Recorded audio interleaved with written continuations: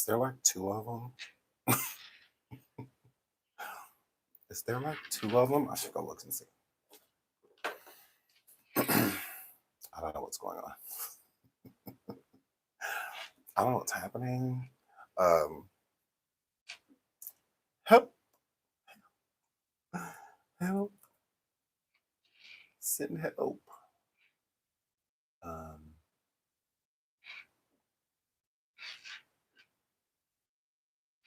that's enough.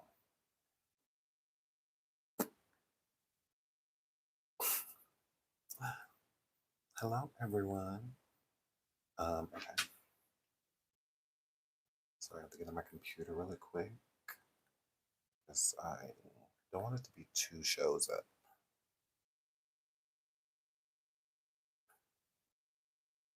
Not verify. It's me. It's me. Hello. It's me.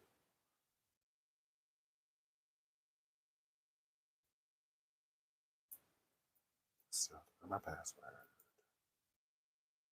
Oops.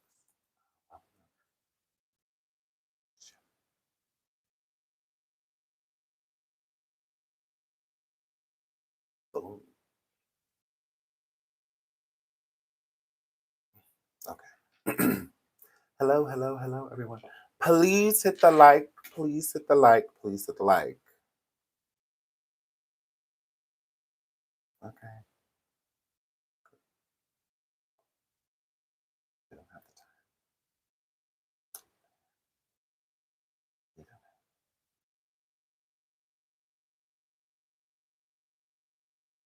Okay, it's just one. Cool.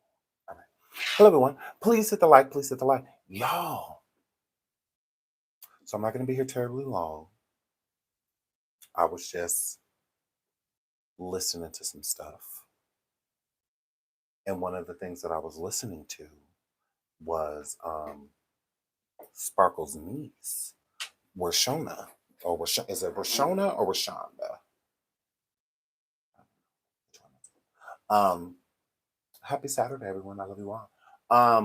So yeah, I just came to talk about this because I was just watching her interview on, I believe it was Good Morning America, and she has a book that's out. Okay, and I think we're gonna do a book read again in members only, and read Washona or Rashonda. I think it's Rashonda. Okay?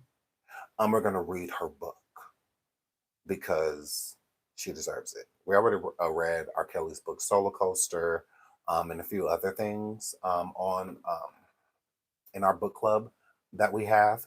So I think we're gonna do another one, and we're gonna read Washona's book. So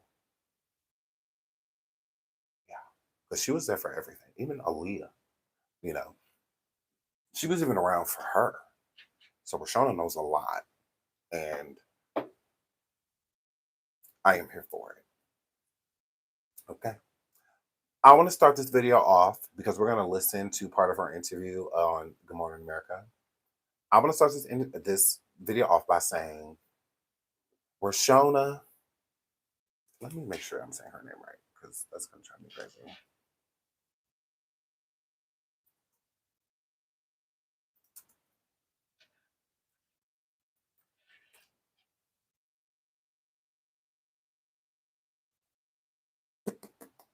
Okay, her book is called Who's Watching Shorty? Definitely, yeah, Rashona. Okay, I'm saying it right. So I'm Rashona Landfair. Okay, she was always known as Jane Doe in all of the court proceedings that transpired with R. Kelly before he had went to jail or prison.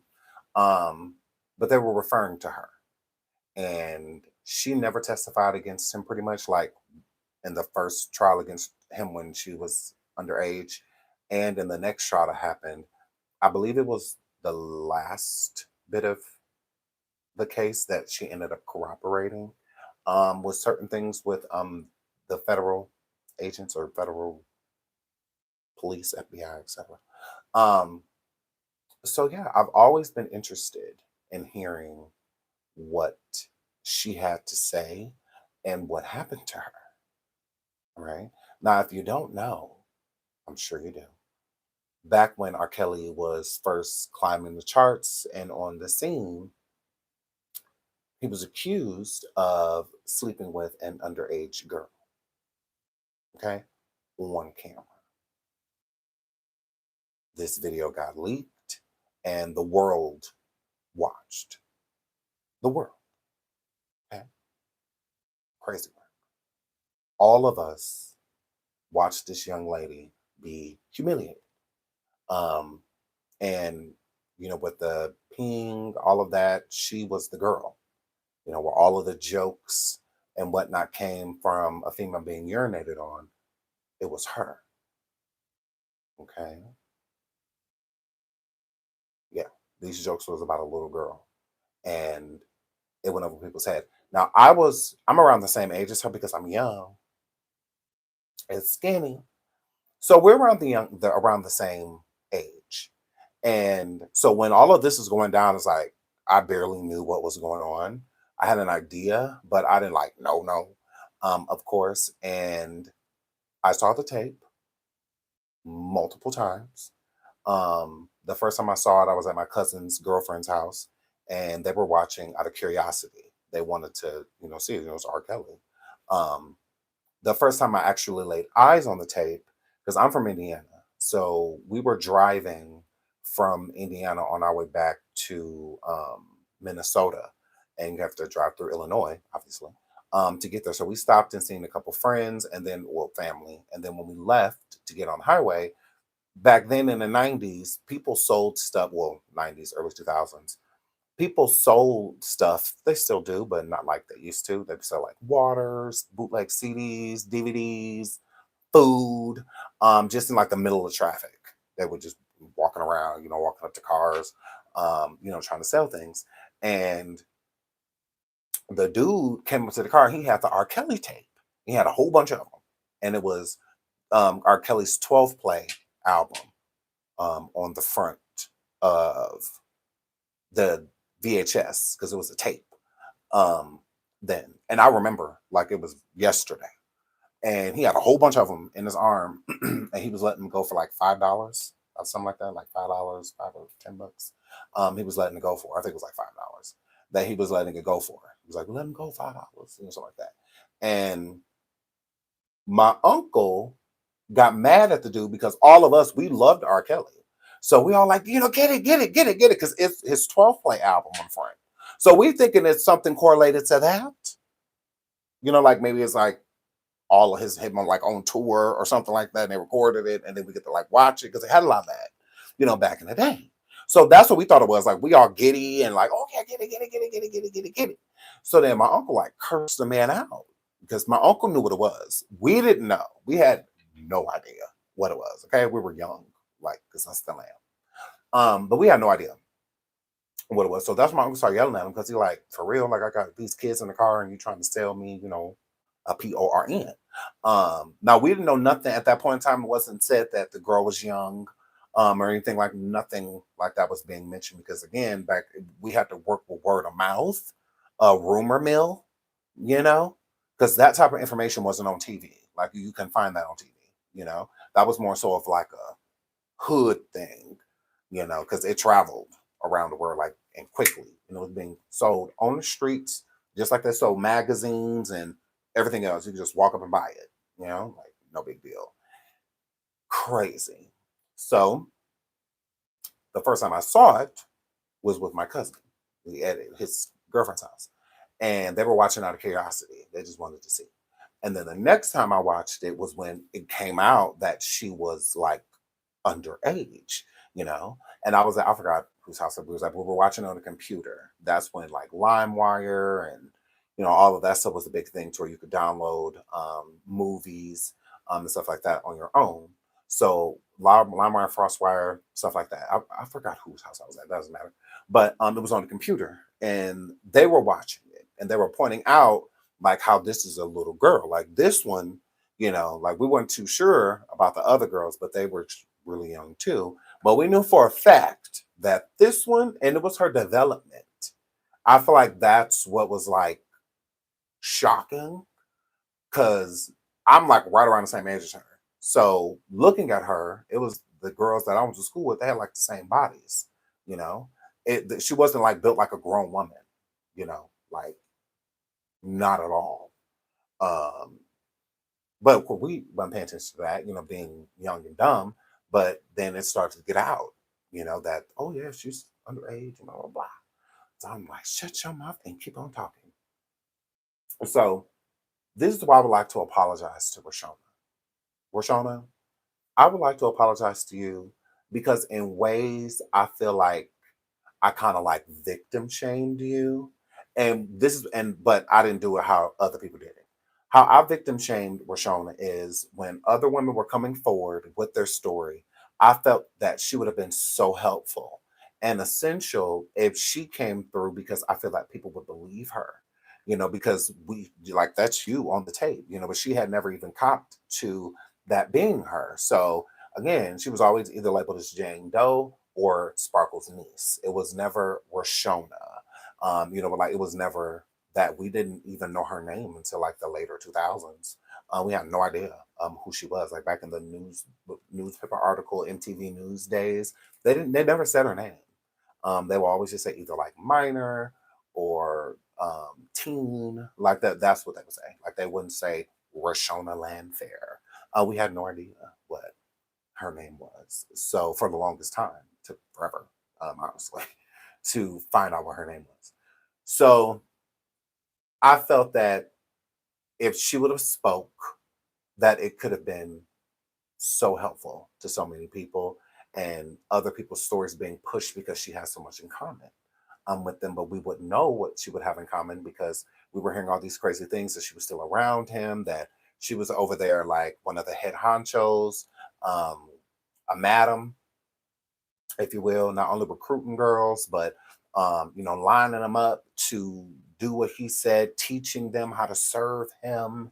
It was just so many stories going on with her, and she didn't speak. So we didn't know what to believe and what not to believe when it came to Rashona. So I would like to apologize to her for that because I can't force you to come forward and tell your story. You have to do that within your own time.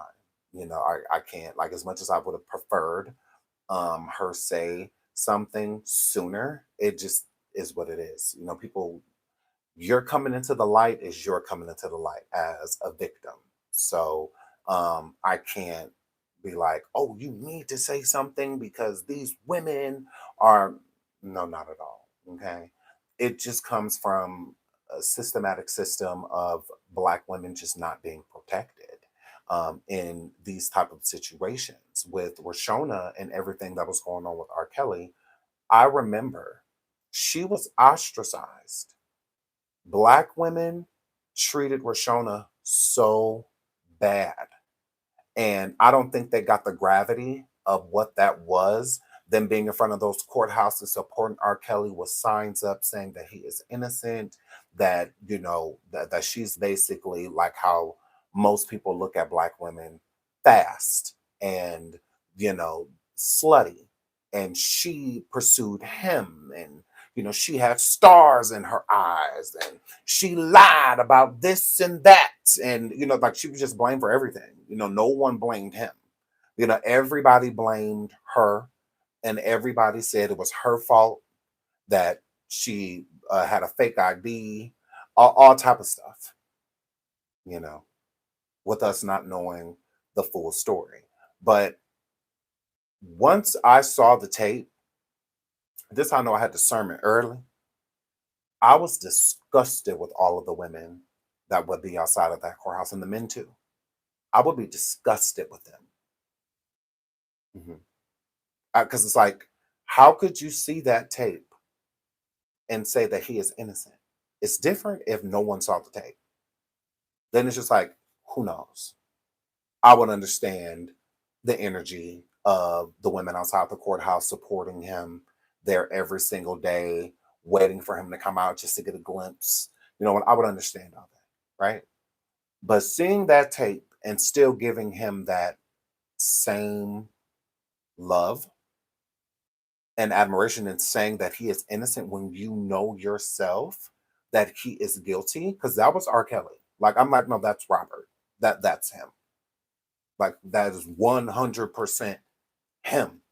It's not his brother. It's not a look-alike. It's none of that. That is him. No doubt. No doubt. That is him. All that. You did that. We saw it in real time. And we wish we never did. We wish we never did. It's something that we wish we never saw. I know it is something I wish I never saw. I wish I never saw that. Having daughters myself, I wish I'd never seen it. But I was a kid, like I was young. I still am.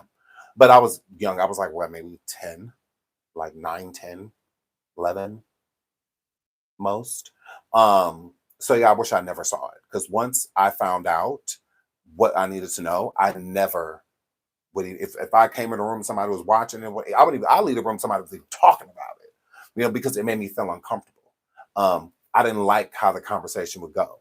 And it was women in my own family, that I was, because when I say diehard R. Kelly fans, and my family, diehard, okay, enormous R. Kelly fans. And he was like our neighbor. We had Michael Jackson because I'm from Indiana. Michael's from Indiana. And then we had R. Kelly, who was right next door, two legends, massive in music, and from the Midwest. And we were really proud of them, because everyone else came from either like New York, East Coast, West Coast, so it wasn't Midwest. Midwest wasn't, it was kind of thriving at the time. But overall, we weren't really making no noise when it came to music. And they did, like Michael did that, Robert Kelly did that, became legendary. So we were very proud of them. And it was really hard to drink that in, that this is real. We didn't want to. I mean, how do you feel some type of way about Mr. I Believe I Can Fly? These are the songs that are out at this point in time. I mean, he is like a mega star. It didn't get bigger than him at that point in time, you know? So it's how do you take that person down? How do you do that? Right. So it gave me, listening to Rashona gave me a whole nother, you know, way of thinking. And that's why I love when people come forward and tell their stories, because we get to see like where they were and add up from their recollection to other people's recollection to be able to find the truth and what was going on. So it was a very hard interview. Rashona's father was R. Kelly's guitarist for many years, and Sparkle, her aunt, was working with R. Kelly, signed to R. Kelly, and was being produced and had music written by R. Kelly. So she is the one who introduced the family to Robert. But Rashona was in a rap group. She was so cute um, when she was younger. And they did go on tours and whatnot. So this is why Sparkle introduced her niece, because her niece was a young female rapper, great in school, was an athlete, basketball, all this sort, just a beautiful, young, impressionable girl that was just drinking her water, minding her business, and then got pulled into adulthood way too early, like way too soon. No one was protecting her within that moment. And this is what goes back to show that Black women once again are the most unprotected people in America, the world, the world. Because what R. Kelly did, and I want to say this too, Robert going down is a sad thing. It's not something that we would want. Like, I would never want R. Kelly to have. I loved him and the majority of his music. Like, I would have never wanted that for him. But him going down is not the destruction of a Black man, a destruction of a legend. No, it's the destruction of lies. All of that stuff is being removed. What it is the justice for victims. Okay, a predator being brought to justice. That is what happened. That doesn't have a race. It doesn't have a nationality. It doesn't have any of that because anybody can be what he is. Anybody. So it's weird when people try to make it seem like we want a black man to go down. Why would we want that for him? Why would we want to feel some type of way when we having a barbecue and and the majority of his albums are like soundtracks to our life, to like the majority of our life? Why would we want that? That's what was so disheartening when when allegations were being brought up with people like Michael Jackson. Why would we want that for him? Are y'all okay? Like, why would I want someone that I adore musically, a true musical genius, to be thrown away? Why? What do we get out of that? Getting rid of all of our memorabilia over the years, going to concerts and trapped in a closet, and all that was like monumental. It's a sad thing when I love listening to his music because it just makes me think of so many times, back in the day, being on the beach, back in the day with my family, driving around, cruising, and just listening, bumping him and just letting it play, letting it play. See, back then it was cassette tapes and whatnot, so they just let it rock. Wasn't no CDs yet. We couldn't hit the skip button. It wasn't. No, you just let it rock. That's how we knew people whole albums. That's how when people went to concerts back then, they could sing every song. That's why. Most people didn't fast forward; it would mess up the tape. Most people didn't even rewind because it messed up the tape. Like they just let it play.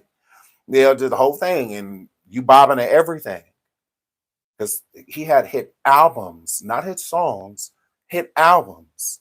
So of course that's gonna mean something to all of us. It's not just gonna like, oh, the naysayers. No, it's not us being the naysayers. Us trying to protect this young black girl because this would never happen with white girls because white girls are looked at as innocent. It's an innocence to a white woman. There's no innocence to black girls. There's no innocence to a black woman. It's always cause and effect. It's always they did something. That's why when white women go missing, white people go missing, it's an alert everywhere because it's important to find them because 9 times out of 10, they're innocent. But then when a black girl goes missing, it's just kind of like, oh, well, they'll turn up. They had a dude house. Because that's how it's treated. It very so much is. It's not nationwide news unless they're like pregnant or had a kid with them. But yeah, other than that, that's why a lot of these black mothers end their children's lives, and it takes years sometimes for people to find out. Years. Because they're not cared about. Like it's a lower alert to find them. Lil Jon, his son was missing. Now we found out he's deceased. God rest his soul. Where was the alert? Where I didn't see this nowhere on the news. This is on blogs. It's still like that to this day. Like right now. He was only 27 years old. I found out on the neighborhood talk that he was missing, not the news. I didn't find out there because there's no urgency. There really isn't. They're looked over. Oh, they'll turn up.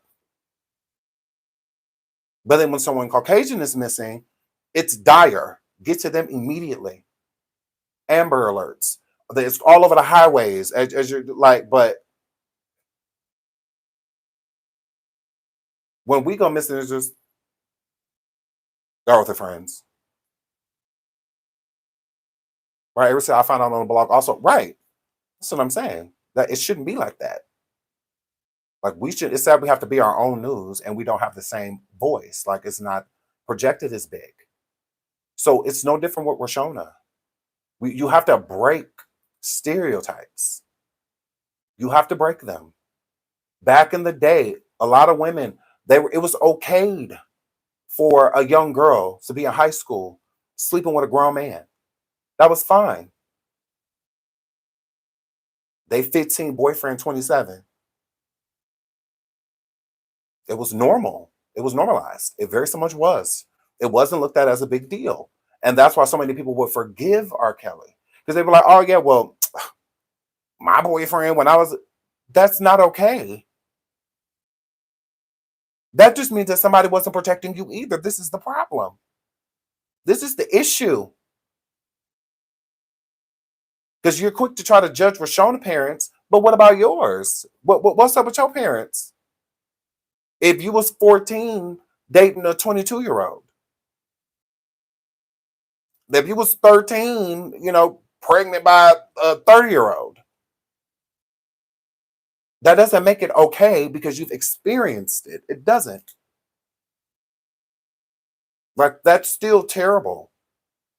Like, that's not a good thing. Like, if you look at somebody R-wording someone that's terrible, that's the same thing. An adult is coming through, done made mistakes. Time is of the essence. They have experience through time, wisdom through time. They have all of that. A young and impressionable kid has no idea what life is about to bring them. That's why it's better for them to make those mistakes with people their age. You coming in fully knowing well and what's going on with this child, knowing that they're still developing and whatnot, and still need guidance. You coming in as a wolf in sheep's clothing, trying to be set guidance just to flip it. That's what makes you a predator. You're preying on the weak instead of dealing with real women, because women 25 and up, 30 and up, they're not for the shit. They're not for it. You can't manipulate them. You cannot do that. They're going to see right through you. They're going to see right through it. On approach. And that's using the aura and also discernment. Most women know just by looking at a person if they want to deal with them or not. Just on glance. Like that, they don't even need you to talk. Just how you walking up to them is going to determine if they want any more of your energy. So when most women, if you walking up to them, they just like that's their discernment. Their discernment is telling them, girl, no. Get away from him. Run. Follow it. And most do.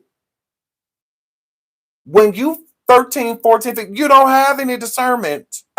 You don't have any. Unless the person in your mind is like scary looking.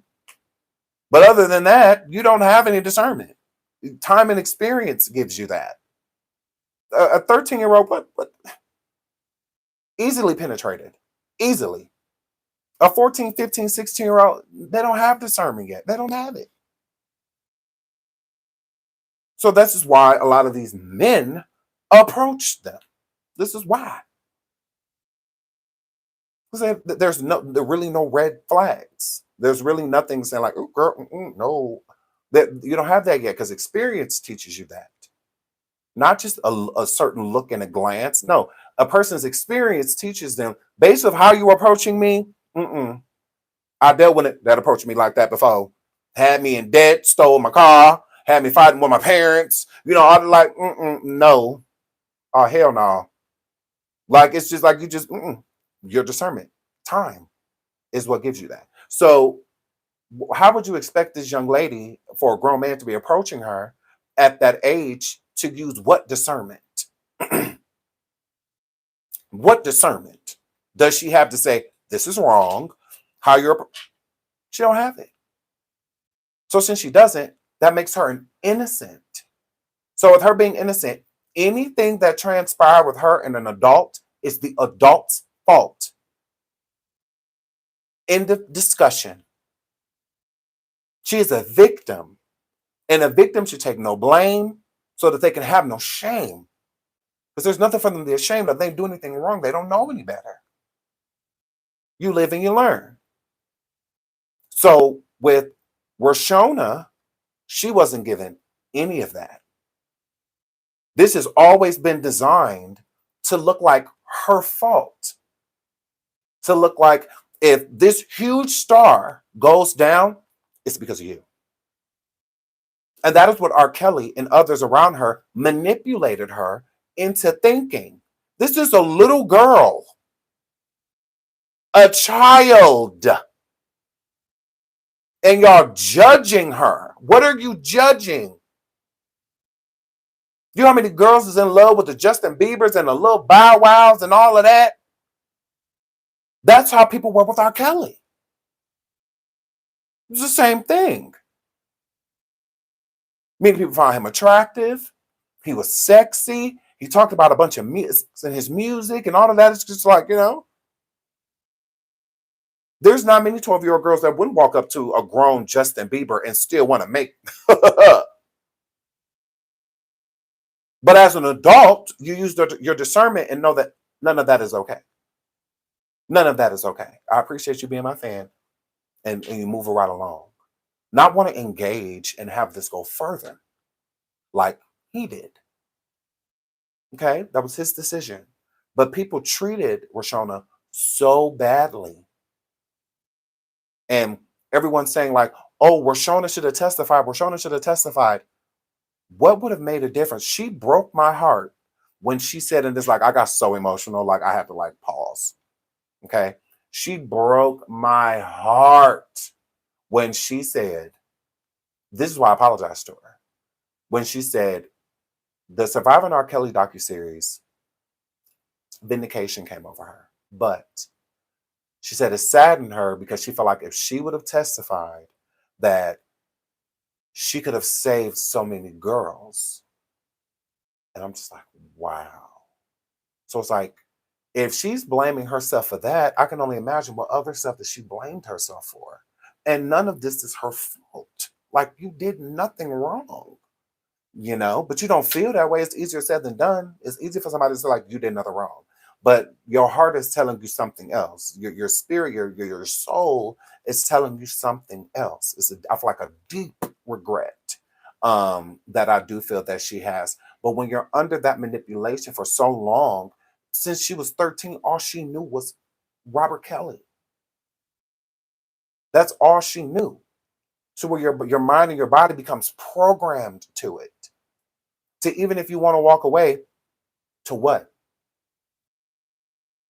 To what? When your body and your mind has been conditioned to deal with all of this. If you've been under and in chaos since a teen, what else do you know? So you expect to go from all of this loudness to just quiet? Well, no, because then she's stuck in her thoughts. Around them, she can be on this wave, because she has been extremely desensitized. So she could go on this wave with them while with them. But to be trapped alone in her thoughts and quietness, no. Most victims, and I'm speaking from experience, it's not a good thing. It's what drives a person to like drinking and doing drugs and so many other things. So I would rather be in that chaos than have to deal with myself. And it's hard to when you're blaming yourself for everything that has transpired. You're not blaming the person that should be taking this account. No, you're being accountable even for them. Like, you did something to make this happen. And we are our own worst enemy because we are trapped with ourselves 24 hours a day. We can't get away from us. We can't. So if that's the person that's beating you up, it makes you want to suppress that individual, that conscience inside of you, that voice, that talks to you, that taunts you. You want to silence it. And there's really no way of doing that in quiet. There's no way. So a lot of victims listen to music. They do something active, physical, to where it's how a lot of them get into osteoushin, and so many other things because their body is used to that. When your body is constantly being degraded and you are being violated, you don't know any other feeling. when it's happening from such a young age. She never got to naturally be with boys. She never got to do that. No, she was groomed into doing it. Not so it wasn't her making the decision. She was being manipulated, gaslit, and loved bomb into forcing herself to okay something that her body and her mind was telling her was wrong. But at the same time, this is Robert Kelly, you know? So I feel like it was hard for her to be trapped in that quietness. So her being going back and forth around him, that makes complete sense. Like it really does. And most predators aren't like horrible people. So as much as there's things to hate about them, there's also things to love. Okay. Even people that are in DV relationships, the whole relationship don't be DV. A lot of it are good times, but it never outweighs the good. I mean, the bad. So that was to be usually the issue, in DV relationships is that the person knows the switches and whatnot to hit to get you to come back. And that's what he would do to her all the time. And she knew nothing different. She knew nothing different, you know? And it's horrible. Miss India said, I don't give a damn. I still blame Sparkle. She introduced her niece to him knowing what kind of weird he was. Um, Sparkle is going to hell. Okay. Um, I loathe Sparkle. I loathe her. I literally, I don't hate people, but I hate her. Absolutely do. Shout out to Joe. She says, thank you so much for the music, sweetheart. She says, you are spot on. That young lady was touched before Arkell and Sparkle, and the parents knew too. Uh, more than him, should be locked up. Well, her father passed away in 2021. And I can't imagine what Rashona must have been going through to know that your parents know this. And because it's also a really tough spot for them to be put into, right? I get most people here that when Rashona, and I'm about to play it, when Rashona stated that the tape came out, R. Kelly came and told her about it, he wanted to tell her parents about them and what was going on with he and Rashona, all right? Rashona said her father like wailed in the next room while R. Kelly was telling him. And shout out that R. Kelly was sick, and all of that he could mess with him. So I do feel like the gravity of the situation, he knew what should happen, right?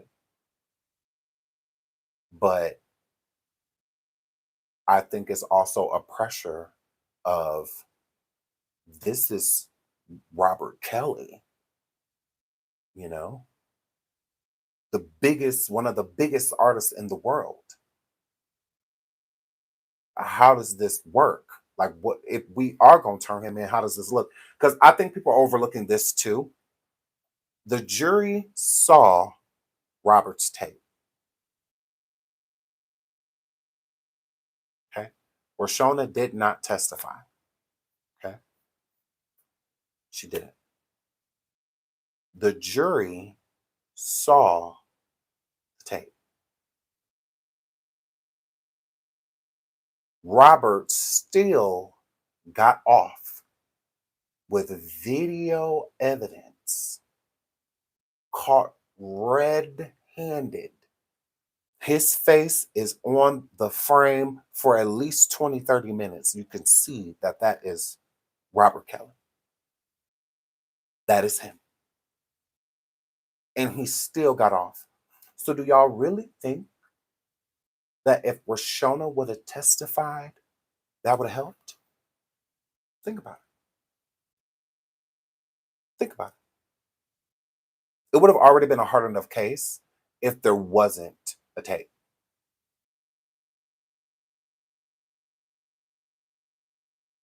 Now, these cases are already hard without video proof, right?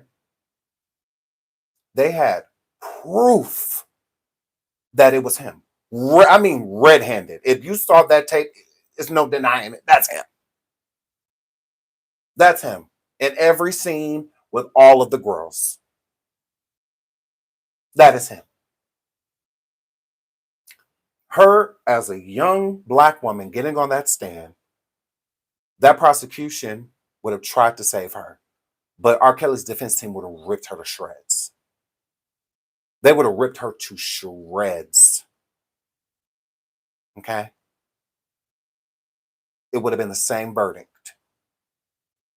Same verdict. Okay?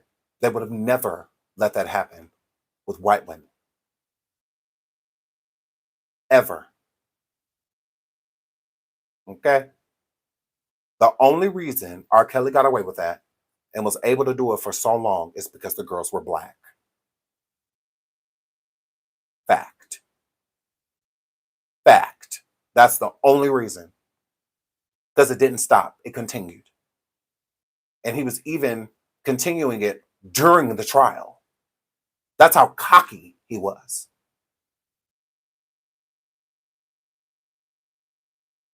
Still performing. He performed at the Olympics. Either way. Okay? Either way. He was getting off. I don't care what nobody said. They weren't arrested. That was never happened. Even R. Kelly was coming. It's too late now. Even he knew, like he said, he admitted it. Like, I mean, y'all knew what was up. Y'all knew what was up. Y'all just didn't want to believe it. But it happened. We saw it. So I mean, there's no denying it. The only reason I feel that it wasn't bigger is because Rashonda stayed so quiet, to where it's kind of like an out of sight, out of mind. But people didn't forget. Oh no, nobody forgot. All right. So let's listen to Rashonda. She was on Good Morning America. It was a beautiful interview. How are you doing? But so sad. I'm doing well. Power Show on. you Rashonda. The Bluetooth device. Shut The up. Bluetooth device is connected successfully. Based on how long you knew R. Kelly. How are you doing? I'm doing well. Feel present. When I think about the amount of time that has passed based on how long you knew R. Kelly, I think so many people have wanted to hear from you for so long. Agreed. How does it feel to not be Jane Doe anymore? It feels very rewarding. It feels very liberating. Which was a part of the reason why I wanted to write this book, because I really wanted to live in my true skin. And her book is called Who's Watching Shorty? Okay, this is Rashonda Landfair. And your true self today is what? My true self today is Rashonda Landfair. She looks so good. Not Jane Doe, not Sean. It's who I am as a person, who I am as a mother, a friend, a daughter, a colleague, etc. You dedicate this book to your dad, your son, and you say your inner self. Mm-hmm. Who else would you say this book is for? This book is for every person who has gone through some sort of trauma or some sort of uncomfortable moment in their life where they blame themselves, were ashamed or embarrassed to live in their true skin and just really took the faults of other people and, kind of hid behind that. This is Rashonda Landfair. Okay, Rashonda Landfair is the infamous young lady from the R. Kelly S3X tape many years ago. Okay, this is Rashonda Landfair, all grown up. The girl from the tape that nobody believed, that everyone ridiculed. And let's not play with the ridicule, because there was plenty of it. When Dave Chappelle did the song on his skit, there was no show bigger than Dave Chappelle when Dave Chappelle was on Comedy Central. Okay, there was no skit show or anything like that with Dave Chappelle. Huge, right? The song, I want to pee on you. Yes, I do. You talking about her. That parody song was huge. Everybody sang it. comedians going on stage, was doing comedy skits to it. That is who they was talking about. A 13-year-old girl. She's 13. Poor thing. And they were making fun of a little girl. That's where it came from. So when people were singing that song back in the day, a lot of people, the young ones, of course they had no idea, they was just repeating what they heard. But then looking back on it, it's like, whoa, like it's like, yeah, that's pretty up. But it only happens to Black people. And it's always Black people doing it to other Black people. That's what's annoying about it. Raz B and his allegations against Christos back in the day. You got Young Jock doing songs making fun of Raz B and what Raz B allegedly went through. And it was the same thing with Dave Chappelle, making fun of this young Black girl and what she went through. It's like, it be your own people. It's like Raz B was a minor when he went through all of those things. Roshana was a minor when she went through all of those things. Nothing about it should be made fun of. Yes, the show Boondocks, correct. They did the same thing. Yeah, I'm just like, wow. When has SA ever been funny? Yeah, Young Jock did that. He said, no, Chris, no. Raz B looking boy. That's what he's talking about, Raz B. Like making fun. No, Chris, no. It's like, why would you say that? Like, that's crazy work. Crazy. But these be the same people that I swear they don't want anybody that they love to ever go through anything like that. But then you make fun of it. And they'll do it because they don't have any necessarily experience. Like, they don't either have kids yet or haven't happened to anybody in their family, so it's like, that's not cool at all. To do is not funny. Like, what is funny about that? What, but yeah, so this is Roshana, all grown up. So yeah, I think that went over a lot of people's heads back in the day, that this is a teen girl. And when Dave Chappelle made the song, that information was already out. So Dave, he can't sugarcoat it and be like, oh, well, we ain't know what, like, you knew. You knew. So it was just really You freeing knew. for me, and I wanted to share my experience with people who have been in similar situations. Roshana, You obviously talk in this book about how it started. You don't start at the moment people start talking about you or knowing anything about who you are and who you're associated with. But you describe at length how it started. You mention your aunt, the artist Sparkle, who used to work with R. Kelly. I want to read some of it from. now she about to read it. Listen. You say in the book, the next time we're at the studio, this is what you say, Sparkle said. You say your aunt told you the next time we're at the studio, you should ask Robert to be your godfather. Aunt Sparkle explained that I should sit on his lap and rub his head while I asked him to be my godfather. This instruction seemed sort of weird since I hadn't sat on his lap before, but I didn't question it. When you think back, is that where it all begins? Is that the start? That is the start. That is the start of. Roshana, her pretty self, Roshana Sparkle. Roshana says that was the beginning. That was the beginning.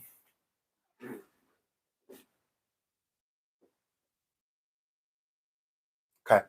Sparkle, I see you. I see you. Okay. You brought this girl around Robert as an insurance policy. Mm-hmm. That's why you brought her around. Okay. This is why I don't like you, you stupid bitch. This is why I don't like you. You brought this young lady around him deliberately. You set R. Kelly up. You did. Nobody's dumb but you and him. Because I would have saw that coming from a mile away. You set him up. Okay? And I'm going to tell you how. You knew what R. Kelly was into. You knew how he liked them. Because you saw enough. You saw what you needed to see to know what he is truly attracted to. You were sleeping with R. Kelly yourself. You were. And I believe your ex-husband, because unlike you, he's not a liar. All right? You were cheating on him at the time, because when you went to work for R. Kelly, you were married the whole time. You never knew R. Kelly single. Mm-mm, mm-mm, mm-mm. You was married the whole time. You went to Illinois married. You met R. Kelly married. Okay? You knew what he liked. You knew you weren't going to be enough. He wasn't pushing your music how you wanted him to push it. You told your niece to do that so that you could have ammunition against him. You set him up. Because it's no coincidence that as soon as R. Kelly parts with Sparkle and no longer working with her, the family stayed. Because Rashona's father was R. Kelly's guitarist. They stayed. She felt like they should come with her. Okay? So I feel out of spite and jealousy of Rashona, because remember, Rashona is a rap artist. She had told Rashona to ask him to be her goddaddy because she, again, y'all know what the majority of the girls in their story that R. Kelly liked when people call him daddy, stuff like that, right? So she literally setting up, pat him on the head, all of that, very specific instructions, right? Because she knew that would get it started, right? She had no problem with R. Kelly doing what he was doing to her niece while she was working with her, because remember, she never said anything about anything happening with Rashona until after R. Kelly removed her from the camp. If you knew something was, because she wants to try to make it look like she didn't find out. How did you find out after leaving when you weren't around? You didn't know what was going on over there. You weren't there. So whatever information you're giving when you went and reported it, when you called CPS on them and all of that, you reported what you already knew. Because why not report it while you were still in his camp? You knew what was happening while you were there, but you did nothing. You didn't report to anybody. You didn't call the police. You didn't call CPS, DCFS. You call anybody. You allowed it. Okay? You allowed it because that was your insurance. If this don't work out for me, I'm going to get you. The song Be Careful was literal, wasn't it, Sparkle? Think about the lyrics. That was literal on your end. That's why it was a hit, because it was real. Mm-hmm. You better be careful what you do to me, because it might turn around on you. Is that not a karmic song? Then you and R. Kelly do when a woman, he does the song When a Woman's Fed Up. Who was the lead in that video? Was that not you? He didn't realize that he was speaking it into existence. You too. Both of you. Because that song, Be Careful, literal. Literal. You snitched and told what was up after R. Kelly booted you. Because if he wouldn't have booted you and did that next album with you and released it and whatnot, nobody would have known about him and Rashona. That's why you made sure that tape of, because you were in his quarters. You did just like that one girl, Lisa Van, whatever. You stole the tape of Rashona. And you also stole the tapes that you were in, because you were in them too. Mighty dumb. You put that tape of Rashona out there. You did that. You leaked it. Please, nobody's stupid. You leaked it. You leaked it. You called child protection. That didn't work. Since that didn't work, you leaked the video. Fact. You did it. You wanted him to go down. That's why you didn't mind testifying. None of that. You wanted to destroy him like you felt like he destroyed you. Girl, you had everything to do with that tape getting out there. You. Just like the first report made to DHS, CPS, and DCFS came from you. You all on the phone with the police. You all down there at the precinct. You talking to detectives. That was you. You set her up. You set up your niece and R. Kelly. She was an insurance. She was a pawn. You didn't give a fuck about that girl? Because if you did, why would you tell her to go sit on his lap and pat him on the head? I love my niece. I would never tell her to do that to no grown-ass man. I wouldn't tell her to do that at all. Are you okay? This is why your niece don't with you. So there's no beef, but she don't with you. Because when she recollects with her trauma, when her trauma started, you were there. You were there. It was you.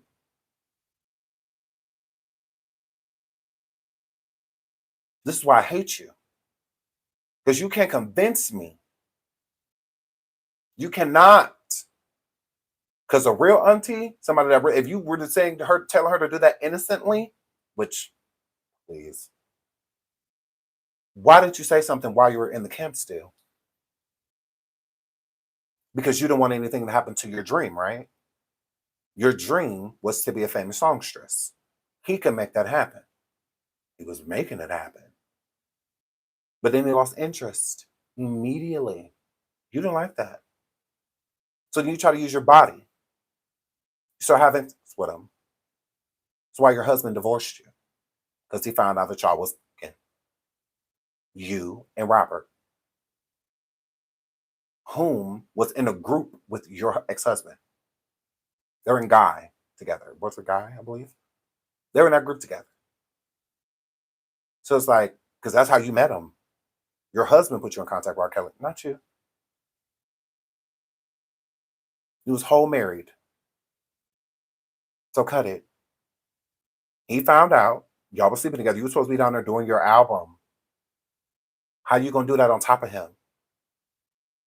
How you gonna do that in your mouth? How you gonna sing? Huh? How you gonna sing with a finger in your mouth? How you gonna do all that?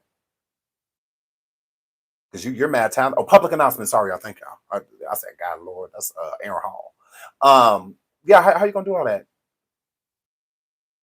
He found out that she was cheating on him, and it was a wrap. It just was what it was, you know. But still, to this day, Sparkle wants to make it seem like she had no relations with R. Kelly.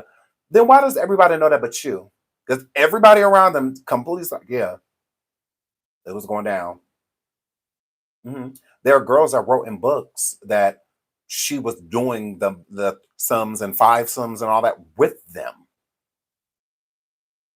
That there's photos of her in negligee on the bed with some of the other girls under age. This is why she told Rashona to sit on his lap and ask him to be a goddaddy. Because Sparkle knew how he liked them. He knew, or she knew, how Robert liked them. That's why I say she set him up in all actuality, right? And the setup came because I feel like Rashona wasn't the first girl Sparkle brought through there. No, Robert had many girls that were recruit. Tell a friend to tell a friend. Rashona was not the first one.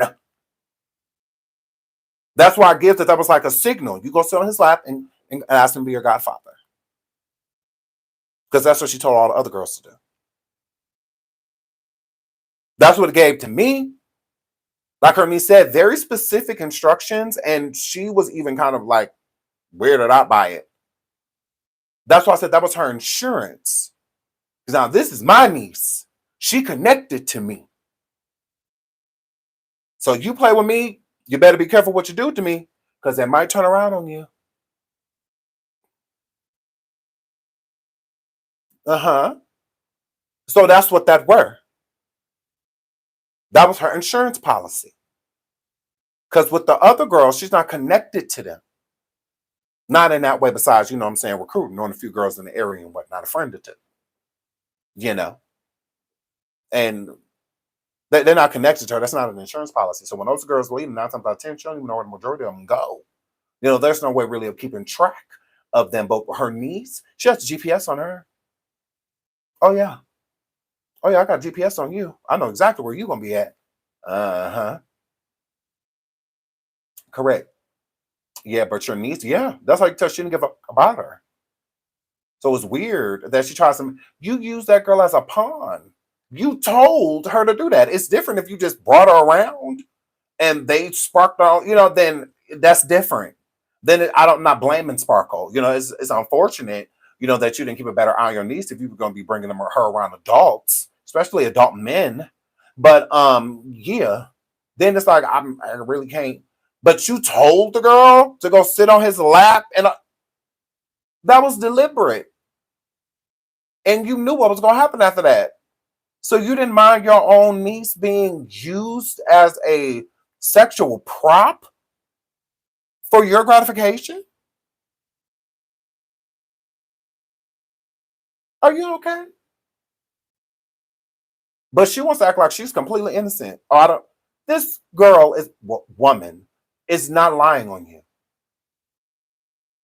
because she could have made up all type of other stuff. Why just say that? Well, she could have made up all type of stuff that you said.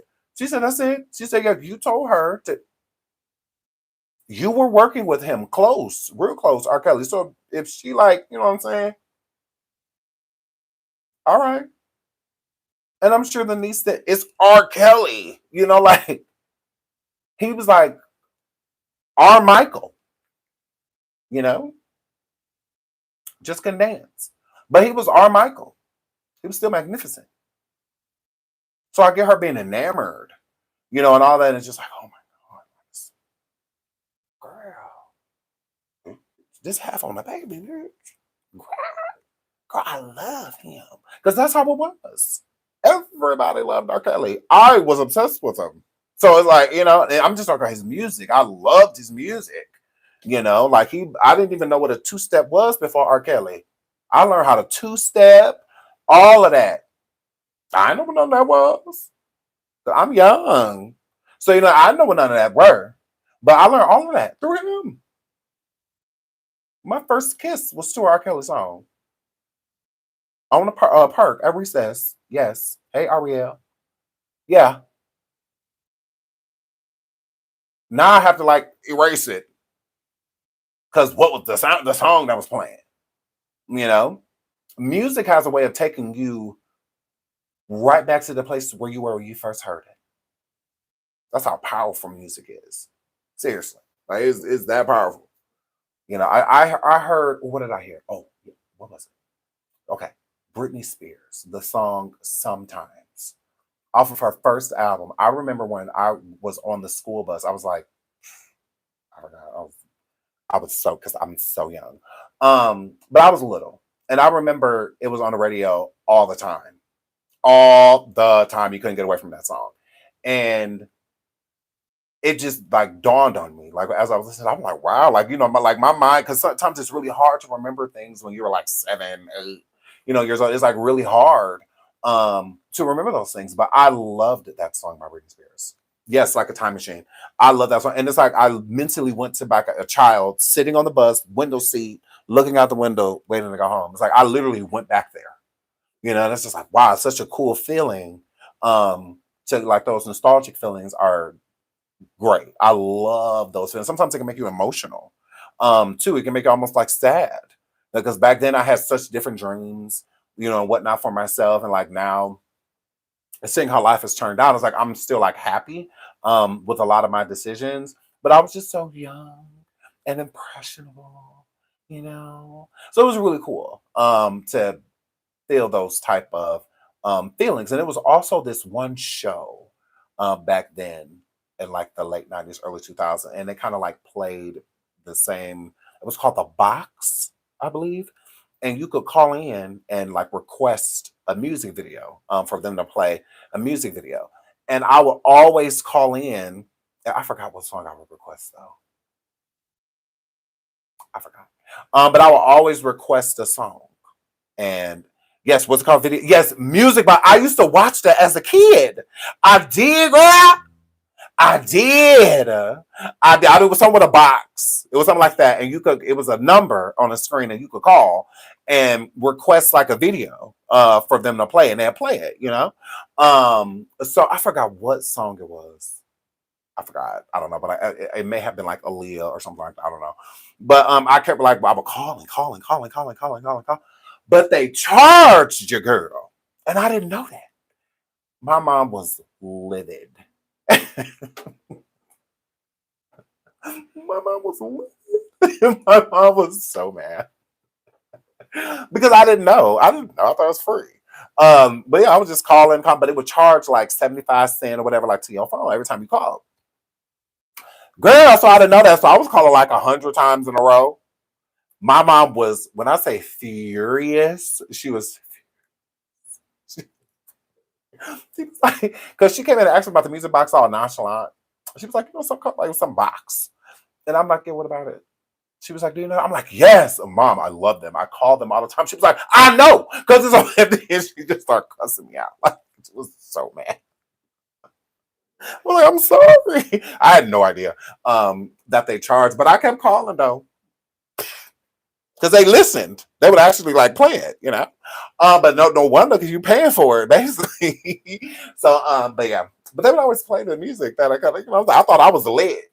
Because like basically I had my own little playlist on national television. I'm like, period. Y'all all dancing right now because of me. Y'all is welcome.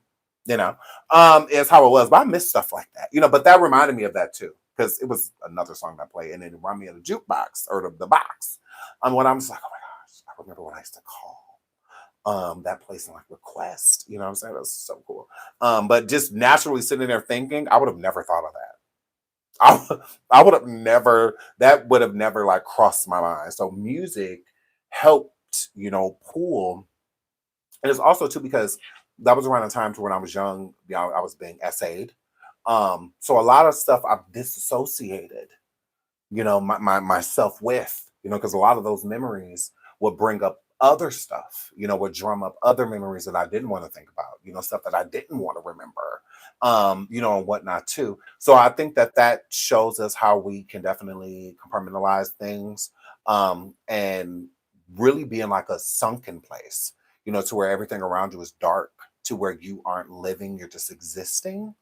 And I felt like that's what I was going through at the time. I don't feel like I was living. I feel like I was just like existing within that point, kind of speak when spoken to. I zoned out a lot.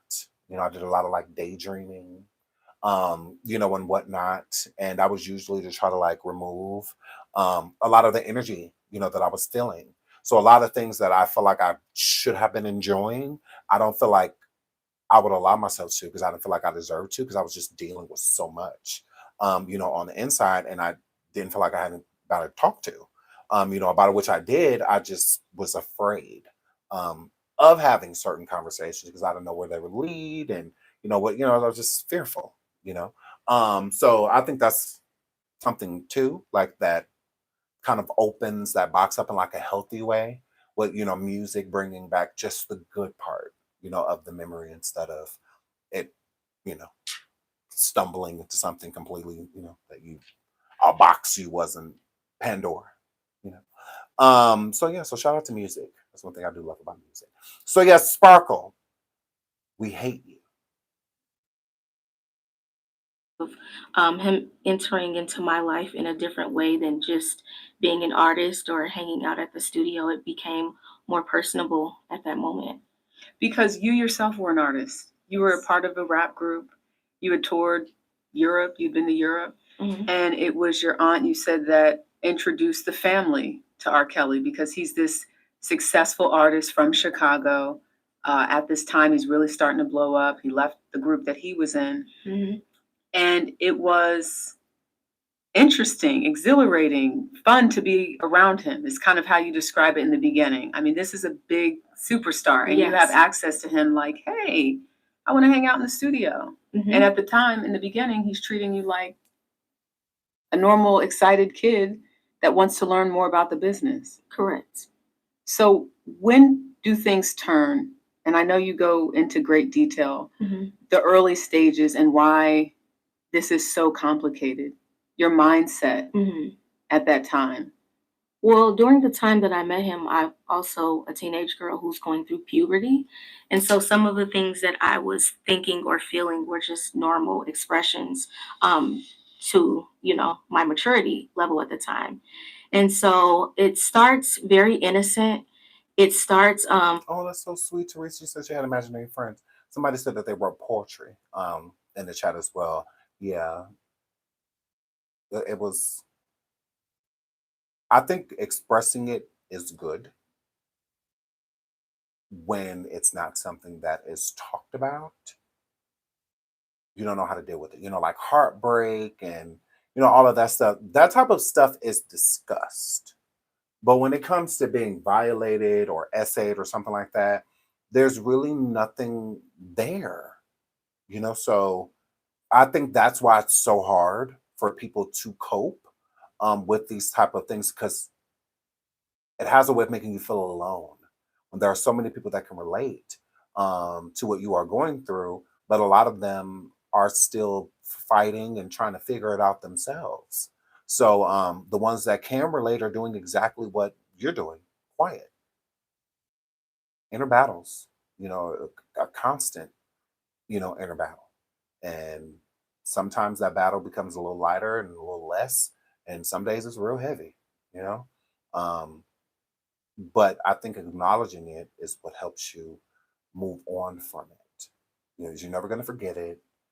It's nothing that unfortunately you can't have erased or taken back.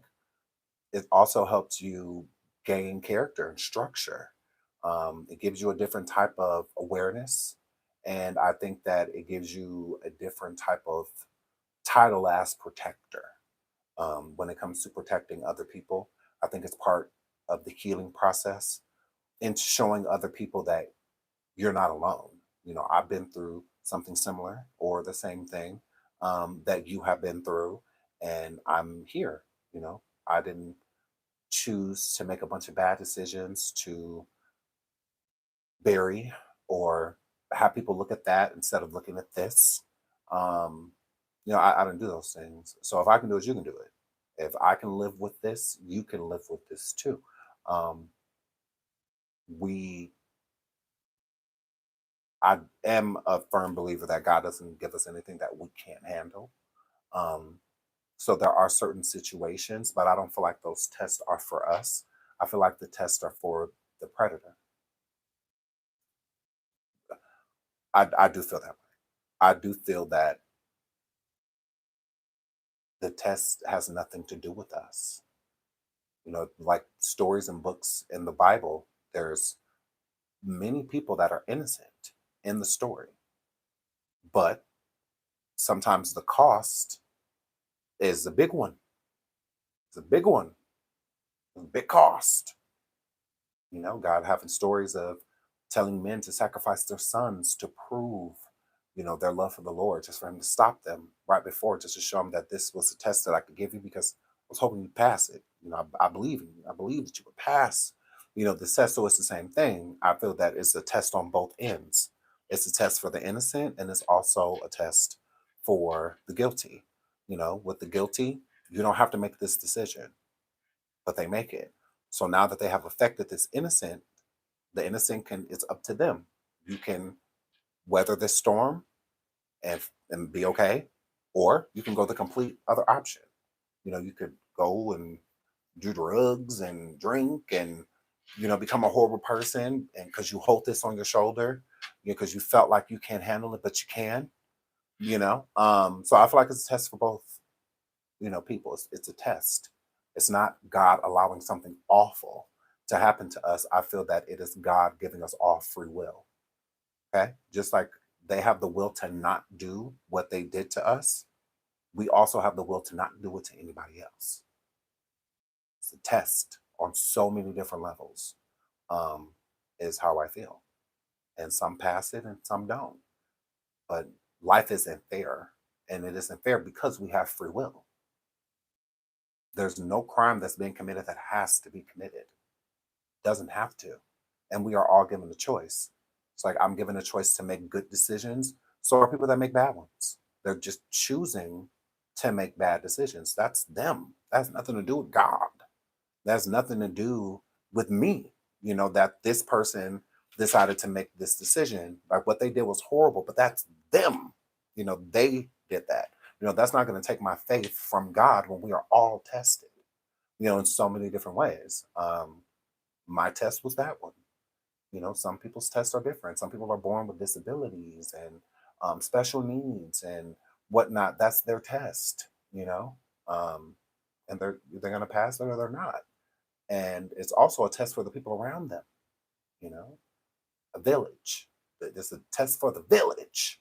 At times. So I feel like that's what it was. It was a test for the village, and I feel that we passed the test because now I successfully have been raising 4 children that have never been harmed in that way or anything like that because of the different type of protection that I give them my children because I know that it could truly be anybody,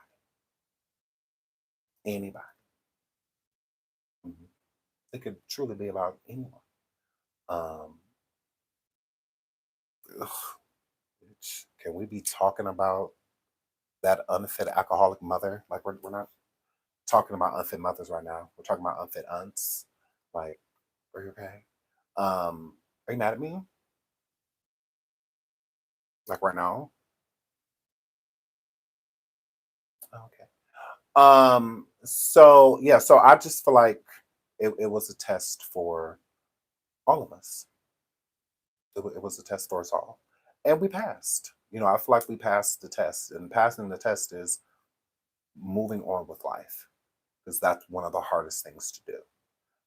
Is to forgive and move on. Because I did. And I did that for me so that it no longer had power over me. I didn't want it to rule me anymore. I didn't always want to feel sorry for myself. And then when I didn't feel sorry for myself, I was blaming myself. And, or if you would have told this person, if you would have did this, and if you would have did that, I got tired of doing that, beating myself up every day about it for years. You know, um, it was a long battle, and it still is a battle for me. Shout out to Des. She says, single mom who was born with sickle cell. Love you, Shine. We can't give up. Absolutely. And thank you so much, sweetheart, for the super sticker. I really appreciate it. Um, yeah, there's just certain tests. Again, being a gay male or bisexual male, however you want to put it. Again, I really didn't know if no, I don't have kids. I really didn't know if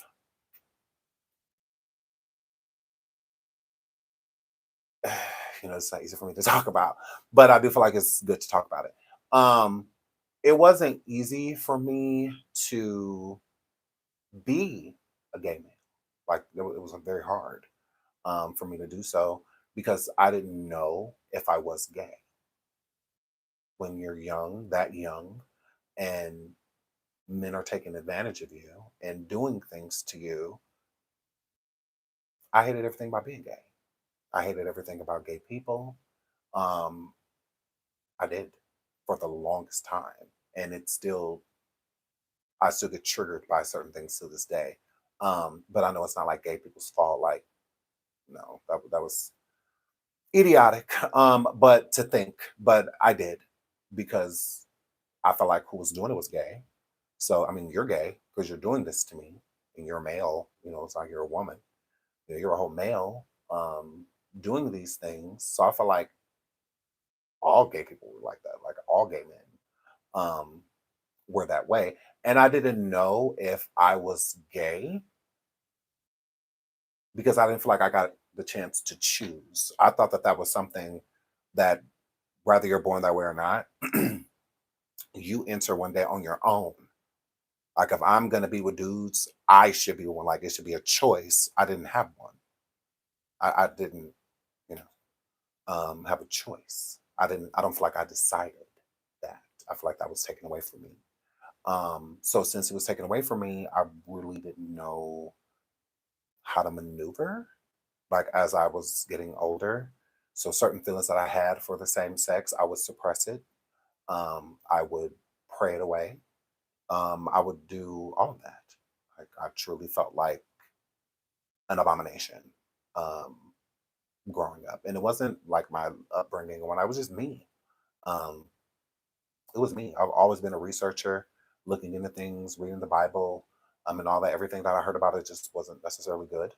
Um, so then hearing that and then thinking about what was going on with me and what had happened to me, I kind of stamped all gay men, like horrible, like abominations. Is how I felt. And did not want to become that. I didn't want to be who that person was and associated that with homosexuality instead of just, no, you just how you feel, just that's what it is. You like boys, it's okay. Like boys, you like girls, whatever. You like everything. Type of situation. I didn't determine it like that. And I also didn't have anybody to talk to about it. So it was hard for me to be gay and admit it and be loud about it. It's hard. Um, I wanted nothing to do with the LGBTQ community. I had heard all of these things about them, but I'm just like, well, what about what happened to me? Like, none of y'all helped me. Like nobody. So I always feel like abandoned by them. But I've never felt that way about Black people. That's why I've always said like I'm Black first, because Black people will defend me. Black people will be there for me. Black people won't let me get hurt. But I feel like gay people would, because they did. That's how I felt. I feel like there was like no protection. But it's like these are the people that we're supposed to, like that's, kind of how I like carried my energy towards gays. Like I'm gay last and Black first. Like I really wanted nothing to do with gay people. It took me a long time to hang out with them. It wasn't good. Like if you would have met me 15, 20 years ago, I was a completely different person. I was so different, like eyes wide shut. Um, is how I was. I was in denial about so much stuff. And it took a while. It took a while because I blamed me. I didn't blame anybody else. I didn't, not even the person that was doing it. There was no blame. It was just on me. It was like, it was my fault. That's how I felt. Um, you know, if, I don't know. I just felt like maybe it was something in me because why not anybody else? I'm like, you're not doing it to anybody else. Like I got brothers, cousins, all this. It's just me, you know. So yeah, I felt weak. Definitely felt weak while all that was happening, but also confused. I was so confused because part of me liked him. So this is why I said I can understand why Rashona like went back and stuff like that. It's being that young because it was weird. Like it was the weirdest thing. Like I cannot explain it because outside of those things that he did, he was the sweetest person. Like he was so nice to me. And he made me feel so special. He did.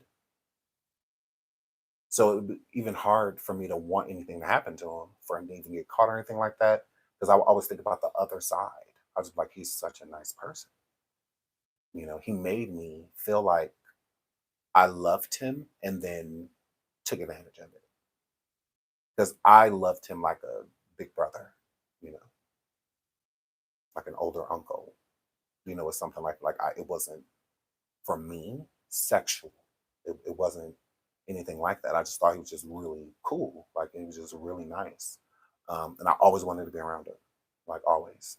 So then and he built that bond, so the grooming process, I completely understand it because I was definitely groomed 100%. Yeah. So, and I didn't pay attention to it, all the love bombing, especially when we were alone, to say the kindest things just made me always feel so like wanted, and special, you know, I really did. I felt really special. And all of the girls liked him. Like, everybody wasn't a girl that walked past that didn't want him. So that's why I felt like safe. like around him, like he was cool. It was like people respected me, for just being around um, that individual. Rashona being with somebody as big as Robert Kelly, it's like the person that did to me wasn't near as famous as Robert, So it was just like, yeah. So yeah, I did. I felt really special, and I didn't know what to do, because I was speechless. I would freeze up, I would tense, and then like after, I would just feel dirty. I would just feel like no, like I would always feel like no. It was never. I never wanted that. Like I did not. I didn't know what it was. Like that's why I didn't know. I didn't know what was going on. I'm like, what is this? Like I was that young. So I was a kid. I was like 7. So I got no idea what was happening to me. And then when I found out, like what was happening to me, that's when I started to like despise gay people. Like when I found that out, because I didn't even know what that meant. That he was a boy. I didn't. So I was 7. I wasn't thinking about none of that. I wanted to play with Power Rangers. Um, Huge Dragon Ball Z fan. Like I was a kid. You know. Um, yeah. So it was hard. It was definitely hard. But I'm glad that I can talk about it now because it is helpful. And I'm not just helping other people, I'm helping myself because it is something that's very hard for me to talk about. Like it is really, really, really hard. It's still embarrassing to me. I still get embarrassed. Um, I don't know. I don't like how it makes me feel. But I do like how it makes me feel after I talk about it. I do like how I feel after that. It's kind of like an exhale. Um, and again, I do want people to know that they are not alone because you're not alone in your struggle, and it's a day to day thing. Um, I do think there are times to where I'm having like a bad day and I don't realize that that's why, you know, that I'm having a bad day because it'll like keep coming up.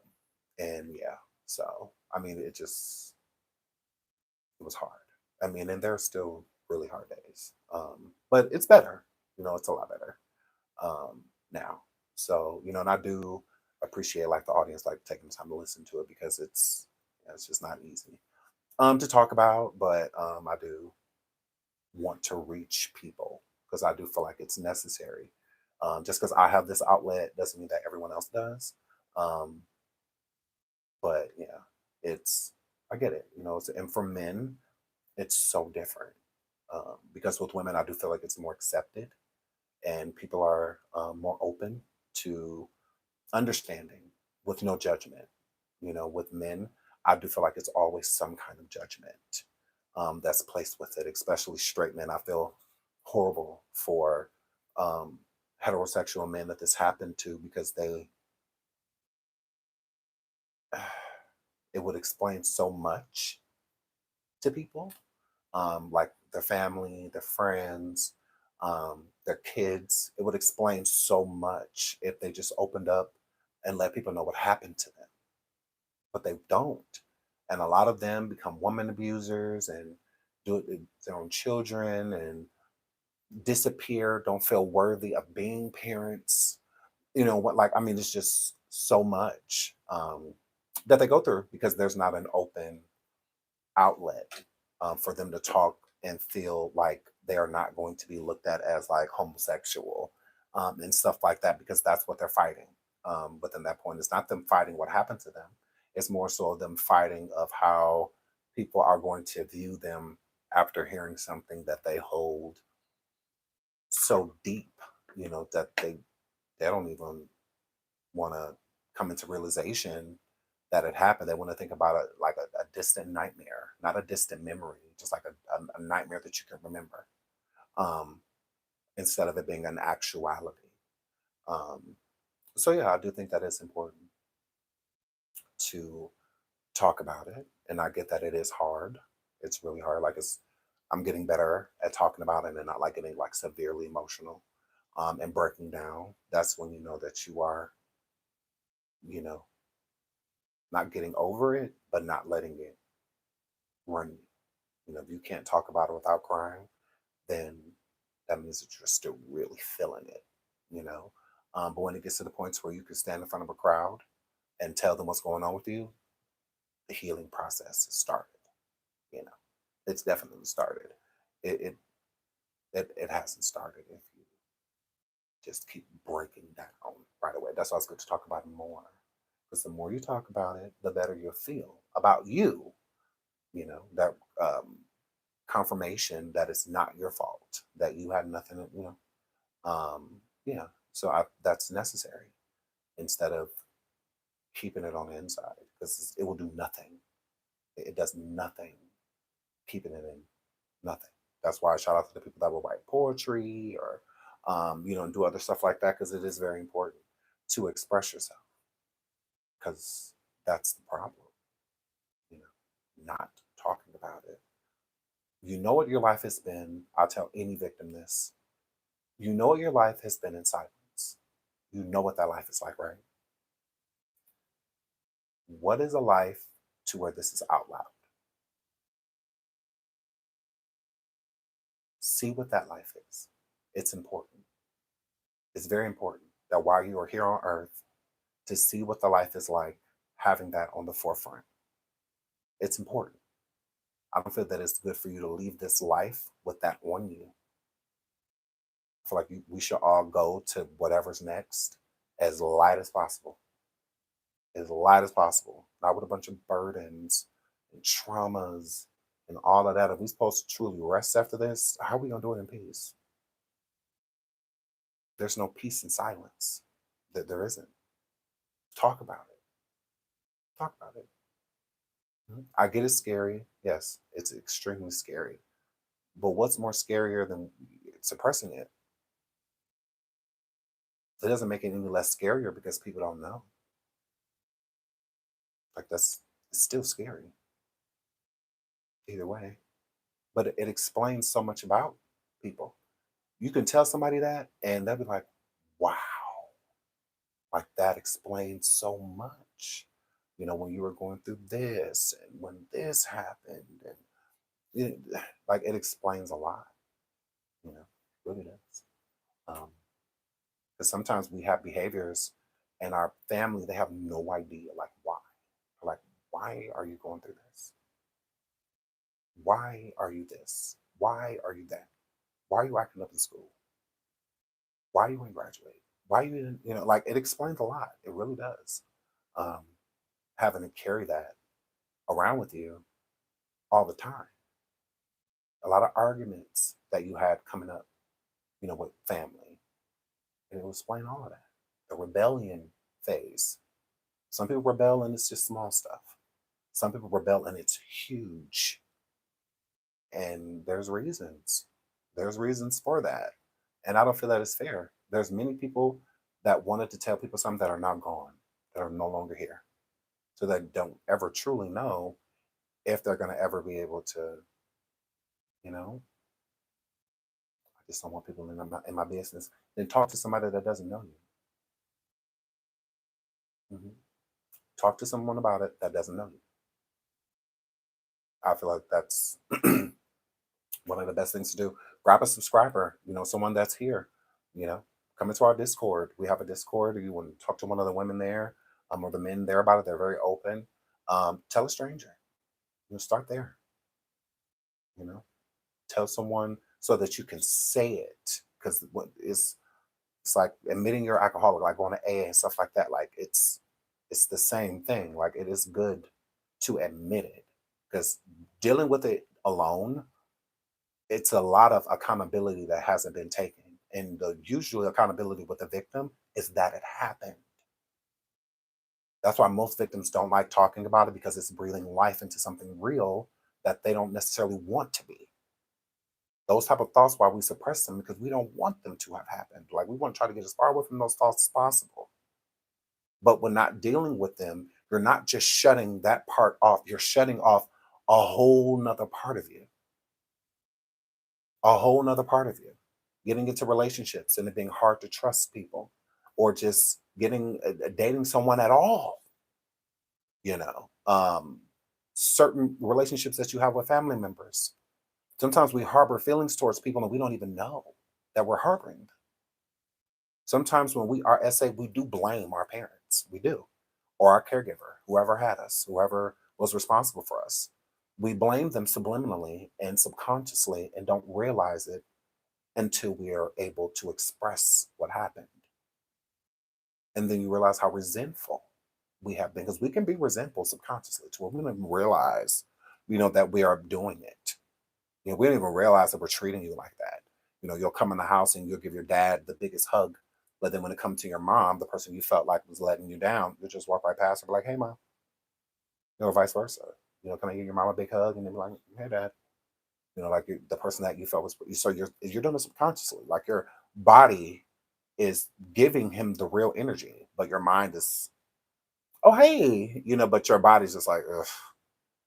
That's subconsciously. That's why it's good to talk to somebody, because then you can repair those relationships. And any relationship that you've broken, you can repair that too. Because when we're going through things, we don't know, there's no rule book, to how to go through it. And you want people to be able to get the full you, the full you. Intimacy issues and all type of stuff comes with that type of stuff. So being in a relationship, a person wants to cuddle, or certain touches and whatnot make you uncomfortable. That's again the body having memory of the certain things certain people did to you that you felt was a violation. So now you don't want that done anymore. you know there's all type of things. If a person touches you a certain way, or if they did certain things, you don't necessarily want a person doing that, because it's going to be an instant memory of that. If a person would do it at night, you may not even be interested in doing anything sexual at night, and not realize the reason why you like to do it during the day is because when certain things happen to you, it happened at night. So it is good to speak of these things, because you get to learn a lot about yourself.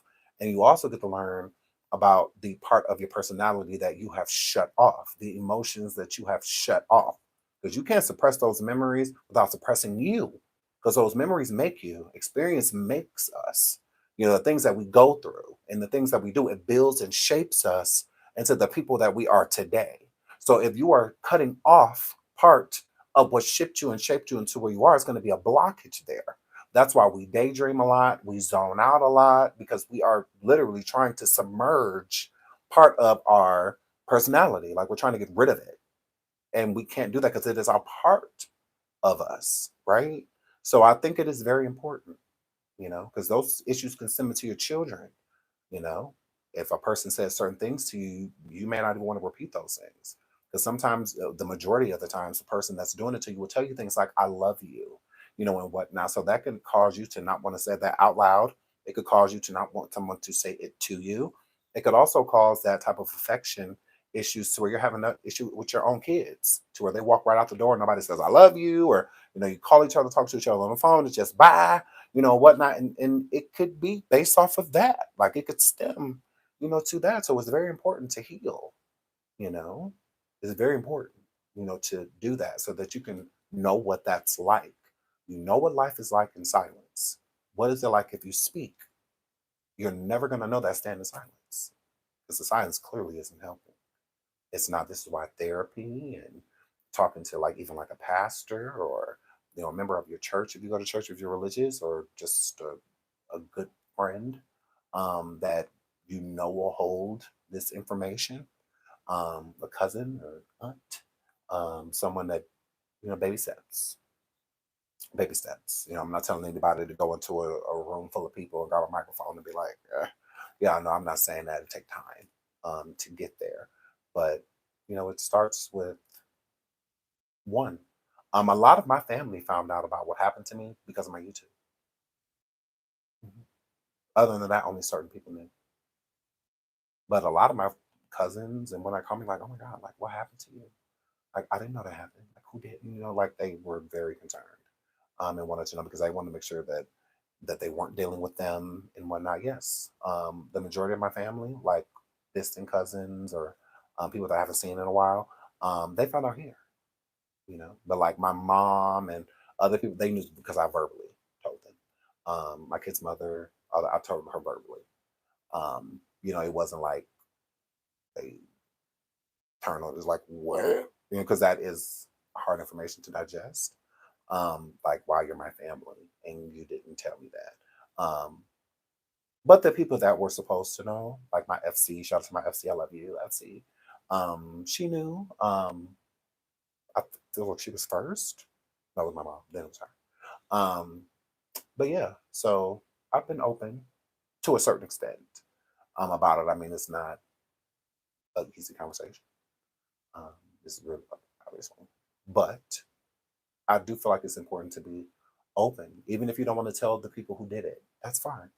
Baby steps. If you just want to start off like what happened to you and when, start there. And then as you get more comfortable with that, if you feel okay after that, then tell more. And then just go from there. But yeah, it don't have to be my full story. No, not at all. Start where you feel comfortable. And admitting it is the first step because some people still are in denial that it happened because they didn't want to be the ones to ruin their families or ruin someone's marriage or, so they blame themselves and it has nothing to do with them. Just like in this case with Rashona, she didn't want to ruin R. Kelly's career. And it would not have been her fault if anything happened to his career. It would not have been. But that's a big burden, to have on your shoulder. This man is beloved. Everyone loves him. If I say this could be the end of him, And it's also someone you're a fan of too. So what do you do? Let's keep listening. Being mesmerized and like you said, like admiring this person. And then, it kind of gets a little deeper and more complicated when that person is able to, see what you can't see, the way you're developing, your conversation, your personality traits. So it kind of became more complicated when he started analyzing me and, the things that I was going through and who I was becoming as a person. I'm trying to think of for the super stickers. Queen T, hold on. I'm gonna go try a little. And again, I was excited and mesmerized to, be under his wing and to be a part of his habitat. So that's how things kind of. Thank you, Miss Chris, for the super sticker. Thank you so much, sweetheart. Thank you. Me, her, Shaw. She says, I love you even more now after hearing your story. It's Freckles and Gloss, by the way. Oh, hi, Freckles and Gloss, sweetheart. Thank you so much for the super sticker. And shout out to Queen T. She says, you are a strong, amazing person. Thank you so much. And shout out to all of y'all. Again, I really appreciate y'all listening to my story. Again, I'm not trying to trigger anyone. It is hard to talk about these type of conversations, but I do feel like they are necessary in our community. I think it's better off for them to see people like us talking about it so that they can have a different perception of it. This is why I think a lot of people don't talk about it or don't want people to know because they don't feel like it's okay. And it is. You as a victim, you are just that. A victim is innocent. You can't take any blame for the situation because you may be embarrassed or humiliated. We completely get that. But it's not your fault. You did nothing wrong. That is important. Every victim needs to know that. You did nothing wrong. Okay? Any victim, hear me, and hear me well. You did nothing wrong. You are a victim. Wrong place, wrong time, but that ain't got nothing to do with you. You did nothing wrong. You can hear anything from me today. You are a victim. You did nothing wrong. Okay? Start there. Whatever you went through, have that always be your first thought. I did nothing wrong. Because you didn't. You just existed. That's all it takes. That's it. You did nothing wrong. Hold it. So we know that things progress beyond looking out for you as almost like a goddaughter, and it turns into something more than that. I want to go and stay with your aunt Sparkle, who I've interviewed before. Mhm. And she was the first person to really sort of say, you need to go check over there. Something's not right. She was the first person. Now, isn't that weird? How odd is it that Sparkle, after being booted from R. Kelly's camp, was the first person to say anything about what was going on with Shona and R. Kelly? And then she's saying something as if she doesn't know, like you fully know what's going on. And then she want to make it seem like it's a question. Somebody should go. I think somebody may need to go over there and check. You're not even there. Why would you be? How do you know what's going on? You don't. You want them to go over there and check on that situation because you know what you started before you left from over there, before you got the boot. Cut it. Like crazy work. Crazy work. I think there's something going on that should not be going on. Mm-hmm. In the book, you describe social services coming to your home to do a welfare check. Mm-hmm. And your parents are shocked. They think perhaps maybe she's just jealous because she's no longer associated with R. Kelly. And then obviously 2001, 2002, we're talking about the tape. But why don't you think anyone believed your Aunt Sparkle when she first raised a red flag about a possible inappropriate relationship? I don't think they believed her because there were no obvious signs of what was actually taking place. See, there's the issue. Where Shona says, I don't think anybody believed my auntie about what was going on with me and Robert because there was no obvious signs. There was nothing to where a person would be like, there's something going on between them. Okay? No different than like Aaliyah and on and so forth. Again, Sparkle. You say you never seen anything happen between them, but you felt like something was going on. That's the setup. You literally set that up. Because if there was no signs, then how was Sparkle tipped off?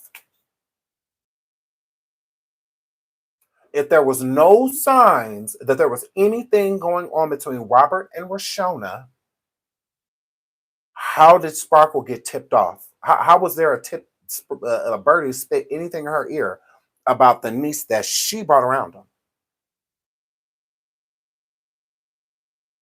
It wasn't Sparkle's intuition, although that's kind of how she's trying to make it seem like. Oh, I just had a feeling. No, you set it up. You set it up. Mm-hmm. Correct. Yeah.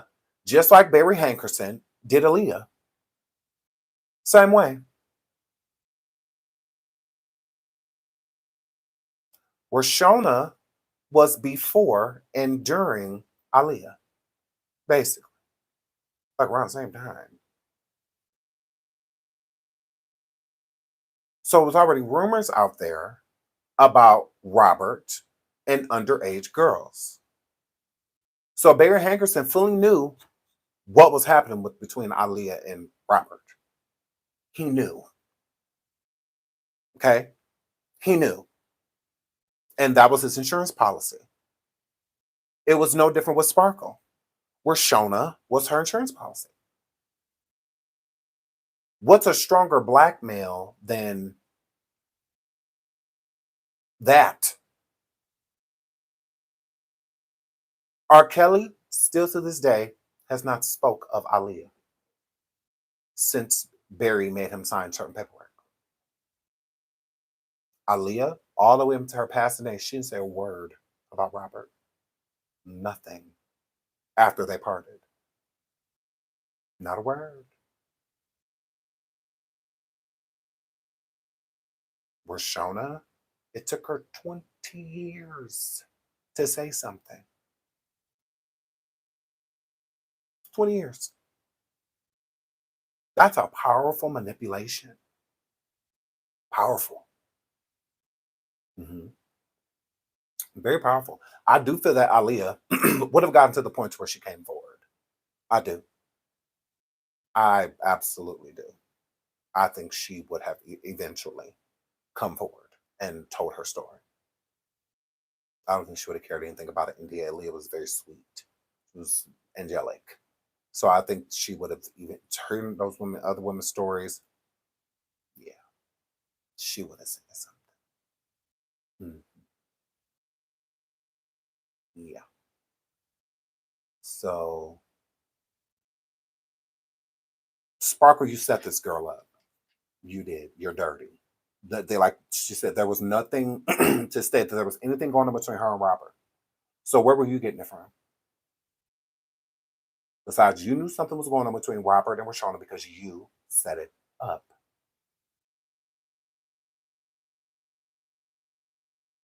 It was more coming from her end, maybe looking like a motive from, like you said, not being around him. And those kind of questions or concerns didn't happen until she was no longer a part of, his camp or the things that were taking place. Her as an artist, that's when those questions started to raise. Chapter 7, you call it stress fractures. And you say it was a couple of weeks before your 17th birthday. You say, Robert told me the copies of one of the sex tapes of 14-year-old me were beginning to be sold on the streets of Chicago and across the country. Your reaction to that when you think about hearing those words from R. Kelly, that this tape is out there and you were 14 years old? I was empty. I was very hollow inside. I was very confused. Didn't know what to expect. Um, and I was embarrassed. I want to read part of that in terms of just sort of what you were feeling at that time, because at some point, the remedy for this, according to, you refer to him as Robert in the book, is that he wants to tell your parents. hmm And you say, Robert told me how he would tell my parents the truth hmm about us. My mom and I were in one room, and my dad and Robert were in another. You go on to say some other things, but eventually you get to this part. After a while, Dad came storming out of the room, crying hysterically and cursing, saying to R. Kelly, You're sick. I can't rock with you. I can't help you. You need to get help. He yelled at Robert, who followed us into the elevator and was on his knees crying. Man, I'm sorry. I just love her. So the turning point from innocent goddaughter running around just trying to learn the music industry to something more like you're trying to make sense of why he's calling you and saying, what are you wearing? This type of thing.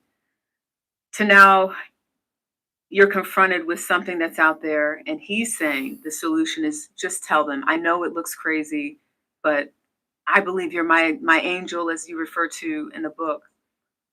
And your dad initially is upset. He's crying. He's confused. He doesn't know what's going on. Why wasn't that the moment when you look back where you were not allowed to see R. Kelly anymore, be around him? Take us to why it was so complicated for you and your family and what you said to your parents. It was very complicated. My dad wanted to make the right decision, and he was not okay with anything that took place. I was more under Robert's brainwash. I was more under his spell, and he utilized me against my parents, making threats of suicide and doing different things out of desperation to convince them to not turn on him. And because I had been groomed for so long to carry out this mission and also not want that girl on the videotape to be myself. Did you hear that?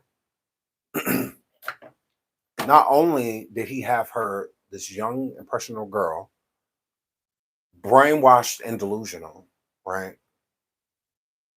She's still in denial of what's happening herself.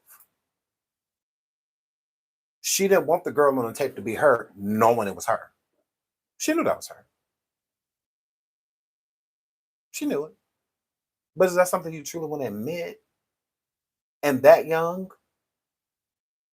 And you 17 finding this out? Crazy work.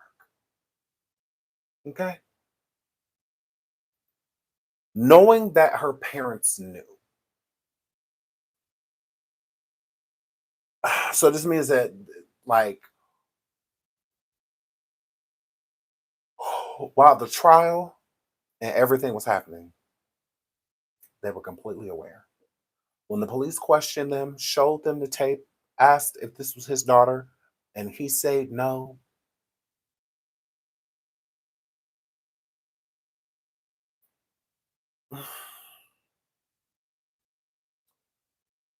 I just don't know, like, how I feel about that. Because there's no way of me finding that information out. My daughter is 14 right now. I have a 14-year-old. For a 20-something-year-old man to be telling me that he's doing anything with my daughter, I feel like we don't know what we would do in a situation unless we're truly going through it. I think it's easy to be an outsider and like, oh yeah, I would have did this, I would have did that, I would have did this, I would have did that.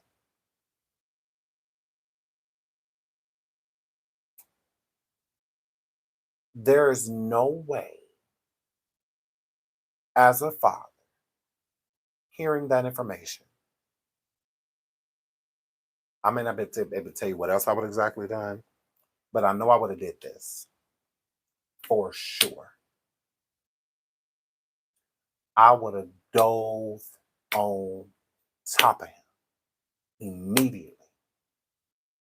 When I say it would have went down, it would have went down. He wouldn't have been on his knees because he was crying. He would have been on his knees because that's what. There is no way that I would not have put my hands on him. There's no way. No way. I don't know what else would happen, but I know for a fact it's going down immediately. Right away. Right away. Because at that point, I'm indisposable, right? I'm irreplaceable, right? So when people saying like, oh, money this, money that, well, at that point, you got the power to where you ain't going nowhere. If anybody gonna get fired, it ain't gonna be you. He'll want them type of wrongful termination problems.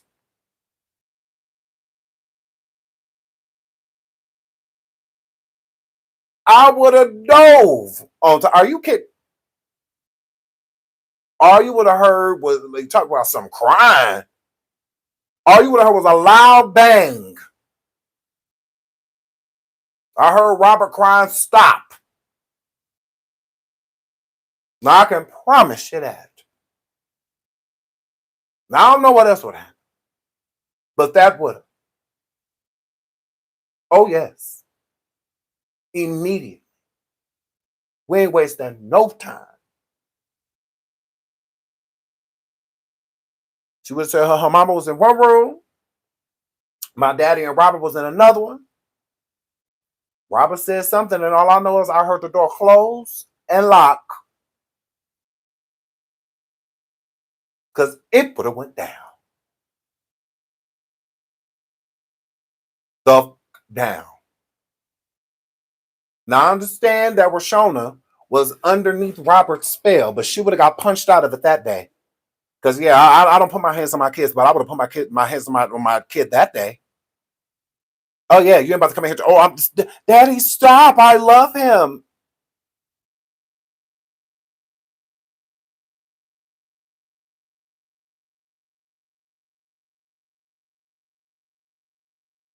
Now I don't put my hands on my kids, none of them.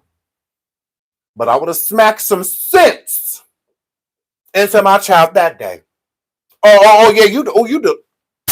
Clearly you delusion. Hit her right on top of the head.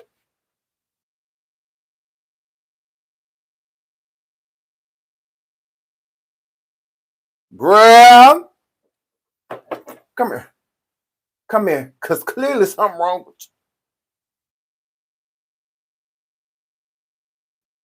you. I got the cure for Delulu. Come here. Let's fix this right now. Sometimes you gotta knock some sense into a person, literally.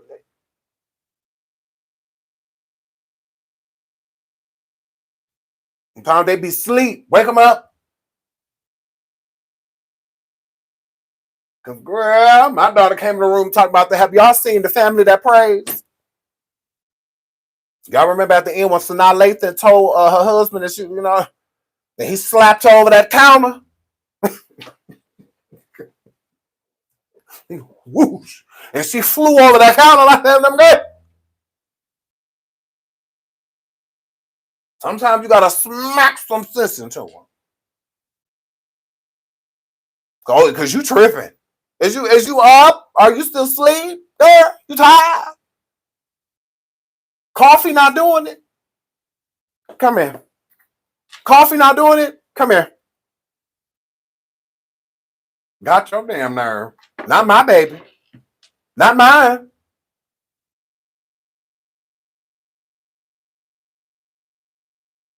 Girl, you don't need no Prozac. You need an ass whap. That's it. A quick slap. All you need. Because what the fuck is wrong with you? You got your damn nerve. Yeah, shout out to Teresa. Thank you, boo. Oh, I love you. For this, the cash app. Thank you, Cheryl. Oh, y'all so sweet. Thank you. I really appreciate y'all, guys. And Gemini, King Gemini, thank you so much. Anonymous, you know who you is, boo. There's a few other people.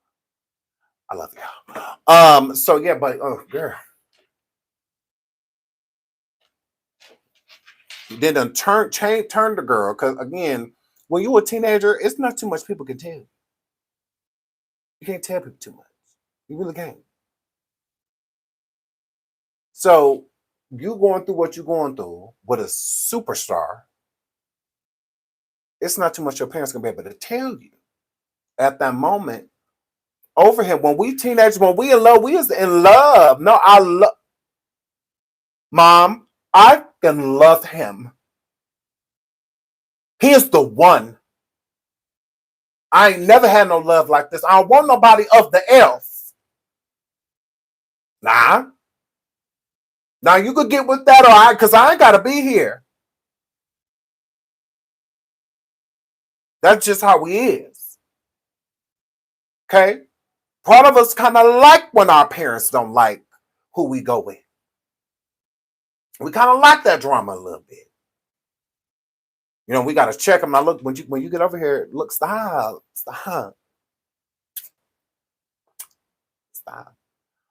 Now, when we get over here, chill on my mom. Chill on mom, dudes. Like, I ain't got time for that. That's my mama at the end of the day. Like, so it like, because y'all be doing it. Y'all be in the car having straight pep talks with y'all significant other. Now, look, now, I know my dad. I know. Babe, stop. I know he can be a lot. I know, but, that's my daddy. Like, you know how he is over me. Like, he'll turn the world over for me. You know how he is. Like, just cut it. Just don't. Just ignore him, please. So it's like, clearly it's not an issue that. And the reason why is because we not going to care. Like when you grown and you living on your own, it's like you want them to get along. It's like, that's great. But if they don't, oh well. Like that's not enough to make you like not want to be with them. Unless it's like volatile. Like then it's just like, okay, yeah, you gotta go because you ain't about to be fighting my parents. Like that's not like I get it, but no, that's not happening. I can't. I wouldn't even want to be with somebody that I feel like it's okay to swing on my dad or swing on my mom. Like, are you okay? Yeah, instantly over. Right there. I don't care how good you look. I don't care about any of that. Bye-bye. because I wouldn't do that. Like if I didn't like your mom, I just don't like her. If I don't like a person's dad and I'm dating, I just don't like them. Like I just say bare minimum, you know. But acknowledge their presence because I was taught to respect people. When they walk in a room, you say hello. If you walk in a room, you say hello. So I was taught that. But like other than that, I'll just kind of just not speak unless spoken to after speaking, because I don't feel like that's rude. If I don't have nothing to say, I don't have nothing to say. I was always told if you don't have nothing nice to say, don't say nothing at all. And I don't have nothing nice to say, but I will speak. I will come in and be like, hello, how's your day? That's good. And then after that, I don't feel obligated to say nothing else. I feel like it's an easy way because at that point, I feel like it's up to the parent.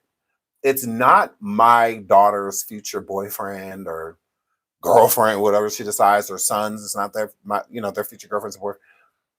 It's my responsibility to get to know them. That's me. I don't want to come in as the op. I would rather not. I would rather my kid's significant other feel like they could call me, like if they're having an issue with them.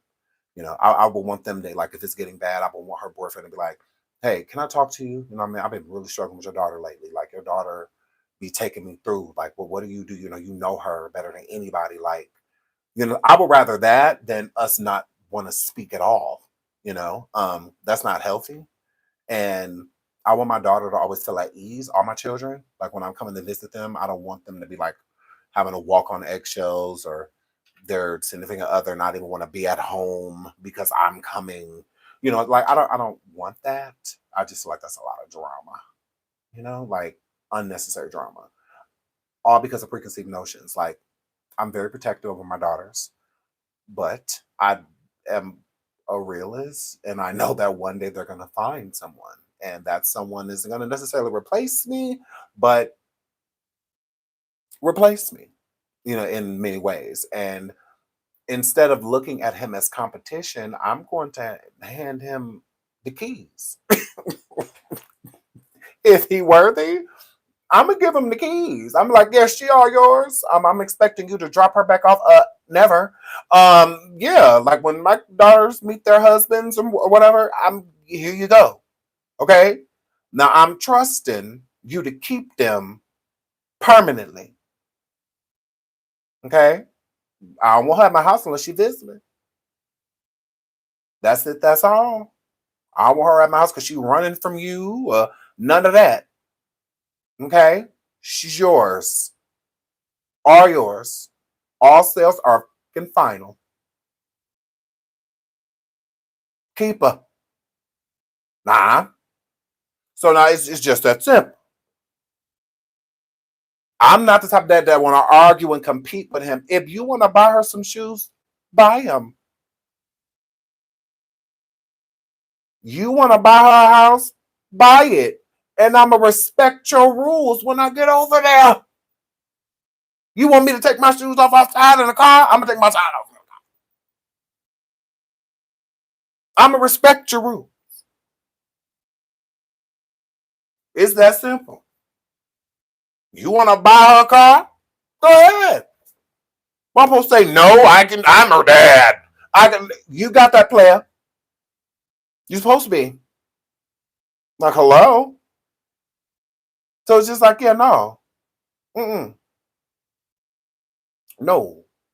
So I'm looking forward to that one day. I'm not in a rush, but I'm looking forward to that one day. I want to get along with who my kids are with. I don't want to beef with them and stuff like that. And I also don't want this like undertone of like a competition. It's not a competition. Like, not at all. I want my daughters to just be with good men that work and provide and won't abandon their children if they decide to start a family.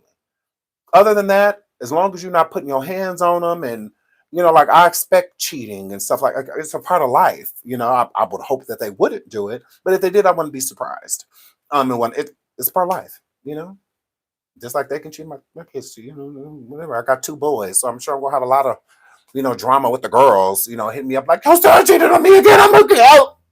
I'm sure I may get a call or two, like that, but I would rather be cool with them. I've seen what it's like growing up and family not getting along. I don't want that. I really don't. It's already hard to blend families. It's already hard enough. So yeah, I want all that.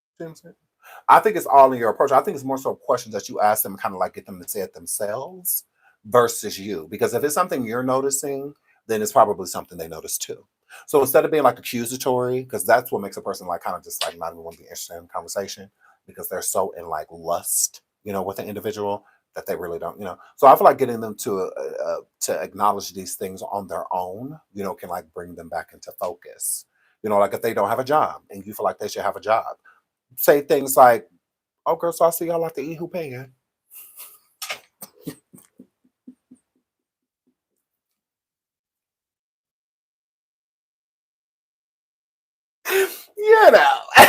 Because shit like that bring them back down to life.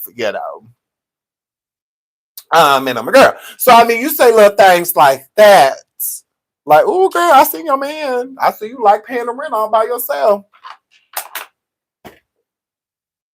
Mm.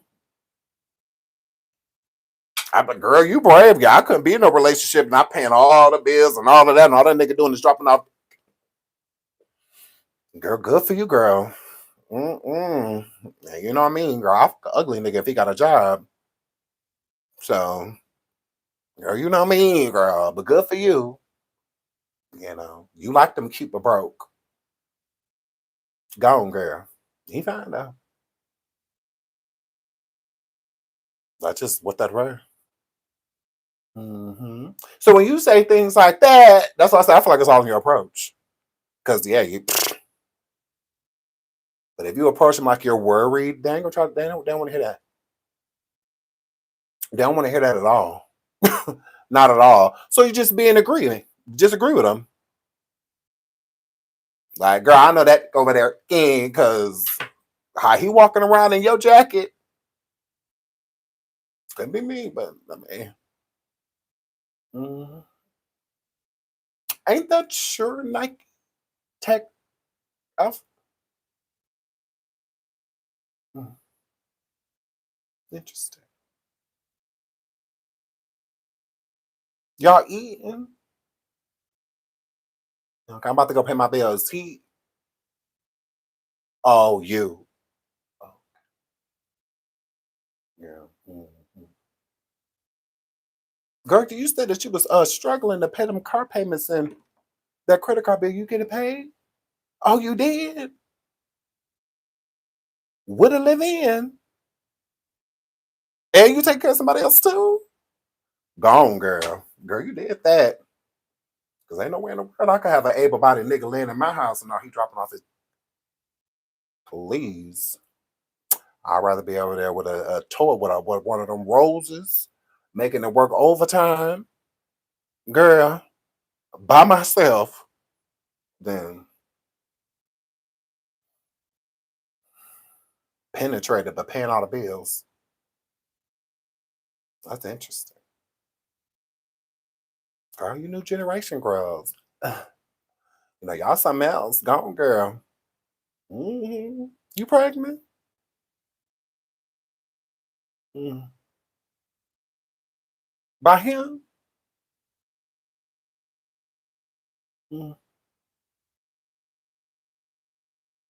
So you have every intention of just buying all the diapers and all, but he's just gonna babysit.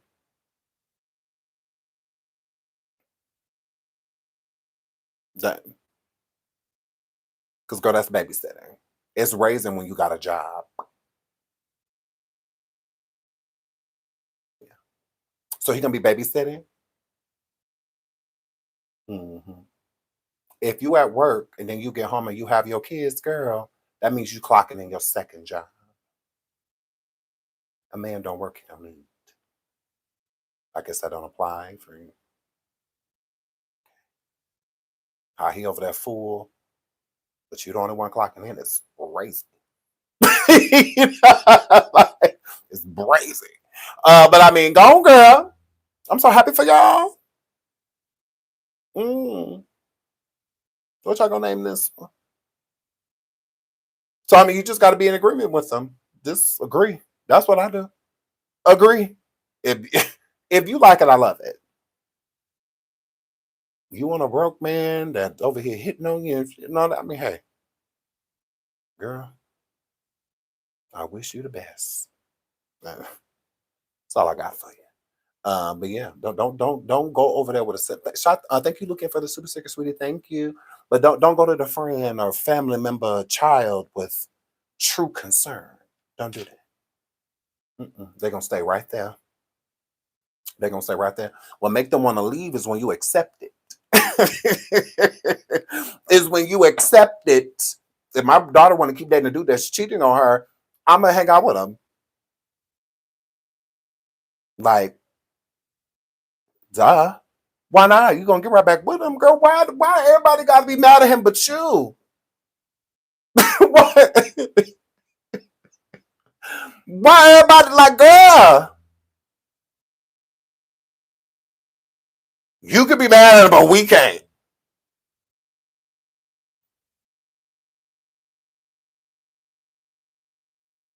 Then you love him while we all supposed to be hating him still. And I girl, I got time for all that. You figure it out. You want me to stop hanging with him? Then bring over a new nigga.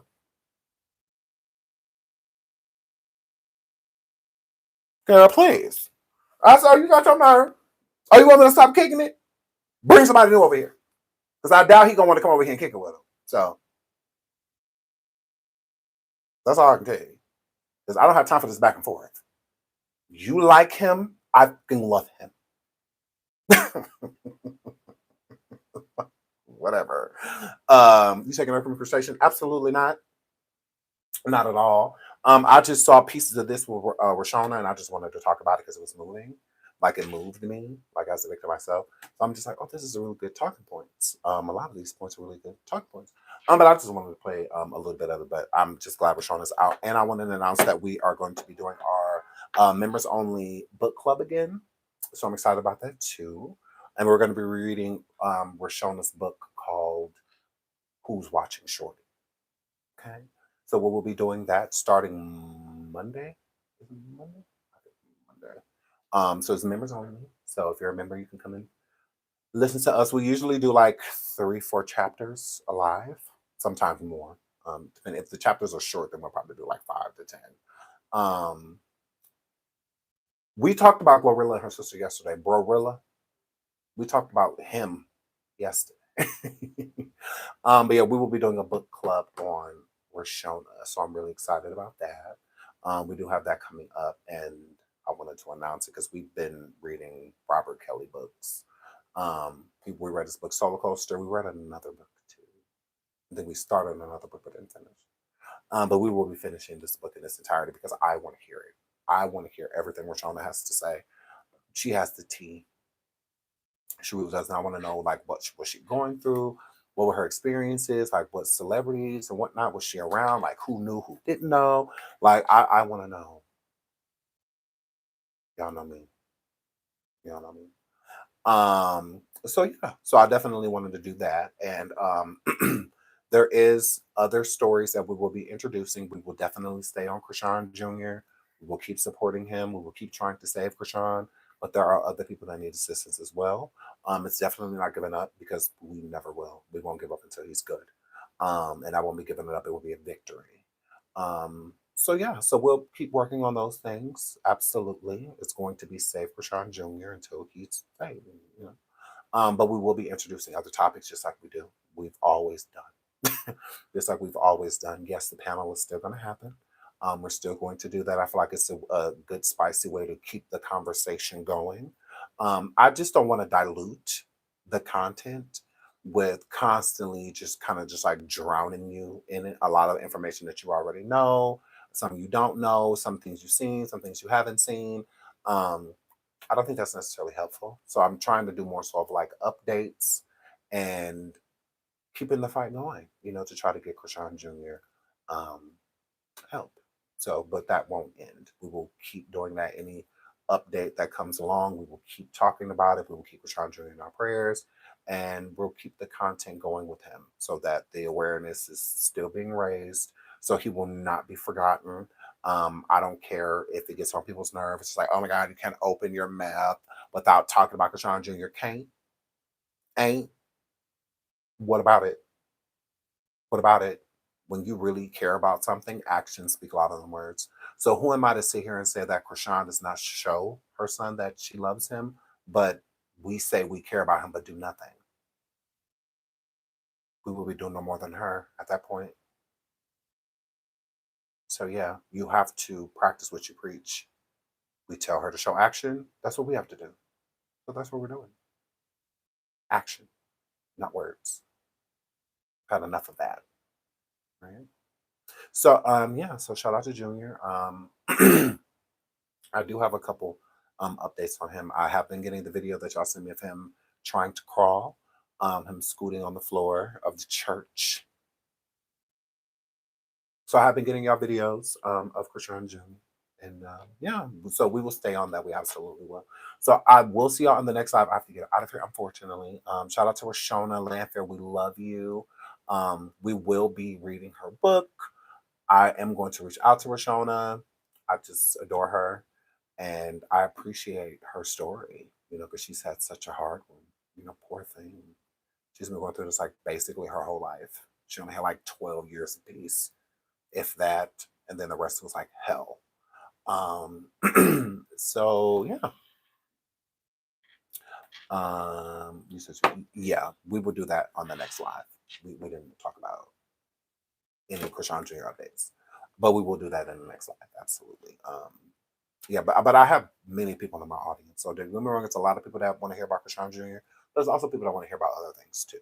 In my opinion, stuff that's going, So that's why we're trying to do like multiple lives at time. Like we talk about this now, which is great. So then when we do talk about Krishan and get the update, the other part of the audience feels they're getting fed.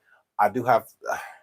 I've been trying to avoid the Nikki conversation, but I guess we should have it. The Nikki Donald Trump conversation. I guess we should. I've been trying to avoid it. I've been trying to avoid it, but I keep getting a lot of requests on that. Are you taking calls? I can the next live. If you would like, I can open up the phone lines. We haven't opened up the phone lines. We definitely should open them up. We should definitely open them up. And I do want to open them up for other conversations like this one. There's a lot of people that have gone through essay and have never discussed it. I would love to be the first person y'all talk to about it. I would love to be that person. So I would love to do a call in and we put up trigger warnings and stuff like that for people. Yeah. I would love to be the first person. Like if you don't have anybody to talk to or you haven't talked about it and you're scared, I would love to be that person. If you just wanted to, you don't have to go into great detail or anything like that. If you just want to take a baby step and acknowledge what has happened to you. You don't have to go into detail. You don't have to go into full disclosure. We don't need to know none of that. Okay. Just what you're comfortable with talking about. But I would love that to do a call-ins and y'all, because I've seen people in the chat like, I don't really have anybody to talk to, but talk to us, like we're here. What about Dia Whisperer? We talked about him. I haven't talked about the Dia Whisperer and the T.S. Madison situation. I see that the Dia Whisperer has been putting together a GoFundMe. And I guess it's against T.S. Madison for like a lawyer and whatnot. I don't know. But I will say this. The Dia Whisperer is like trying to pop it like he's a victim. I'm like, but you went to TS's home. Like you went to her house. Like it ain't too many victims pulling up. That's all I'm saying. Like it ain't too many victims pulling up. So you kind of lost me with that. Yeah, because I don't know too many victims pulling up. You pulling up, but you scared. Like pick a team. Which one is it? Like you were outside of T.S. Madison's home. You recorded T.S. Madison's home. And now you feel some type of way. Now you're afraid. Or what's going on? Like, it's a lot going on with that situation. So maybe we should talk about that too. I see Armand confronted the Dia Whisperer. So, well, why are the women who follow phobic? I don't understand. I don't either. I don't either. I don't get that. I don't think that they're homophobic. I don't think that. I think some are. Don't get me wrong, duh. But no. I think a bigger group of the women are not. I just think that they agree with a lot of his rhetoric. I think they agree with a lot, especially like his thoughts on trans. Um, I think just a lot of people agree with that. And it doesn't mean that they're phobic. It doesn't. But some are. Some are. Some definitely are. Like I think some women just agree with how he feels on trans women, and I think some women are transphobic. I think it's a little bit of both. But overall, I don't think they're just like a group of phobic people following him. No, I think it's a mixture. A mixture. That's what I think. But I have to get out here. Thank you for all the super stickers. Please hit the like and subscribe if you haven't already. Talk about Blueface Danny and see where okay. I mean, Krishan was just the group said that they was gonna call CPS on her.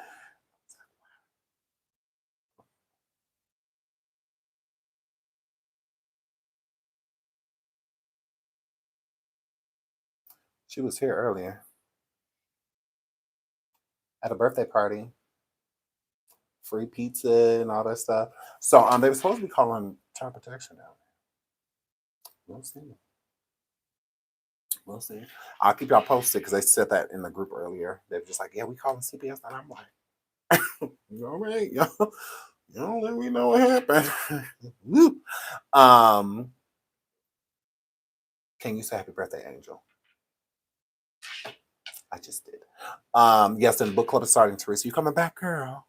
You coming back, Teresa, girl? Yes, he is very strong. He is. We love Krishan Jr. We love him. Sweet guy. We love Krishan Jr. All right, hold on. Wait a minute. Hold on. Working on the most. Shout out to my boo too. Thank you so much too for the cash app, sweetie. Thank you, sweetheart. Thank you, moderator. Thank you so much. Okay, I'm gonna try to run over to coffee. Give me a minute.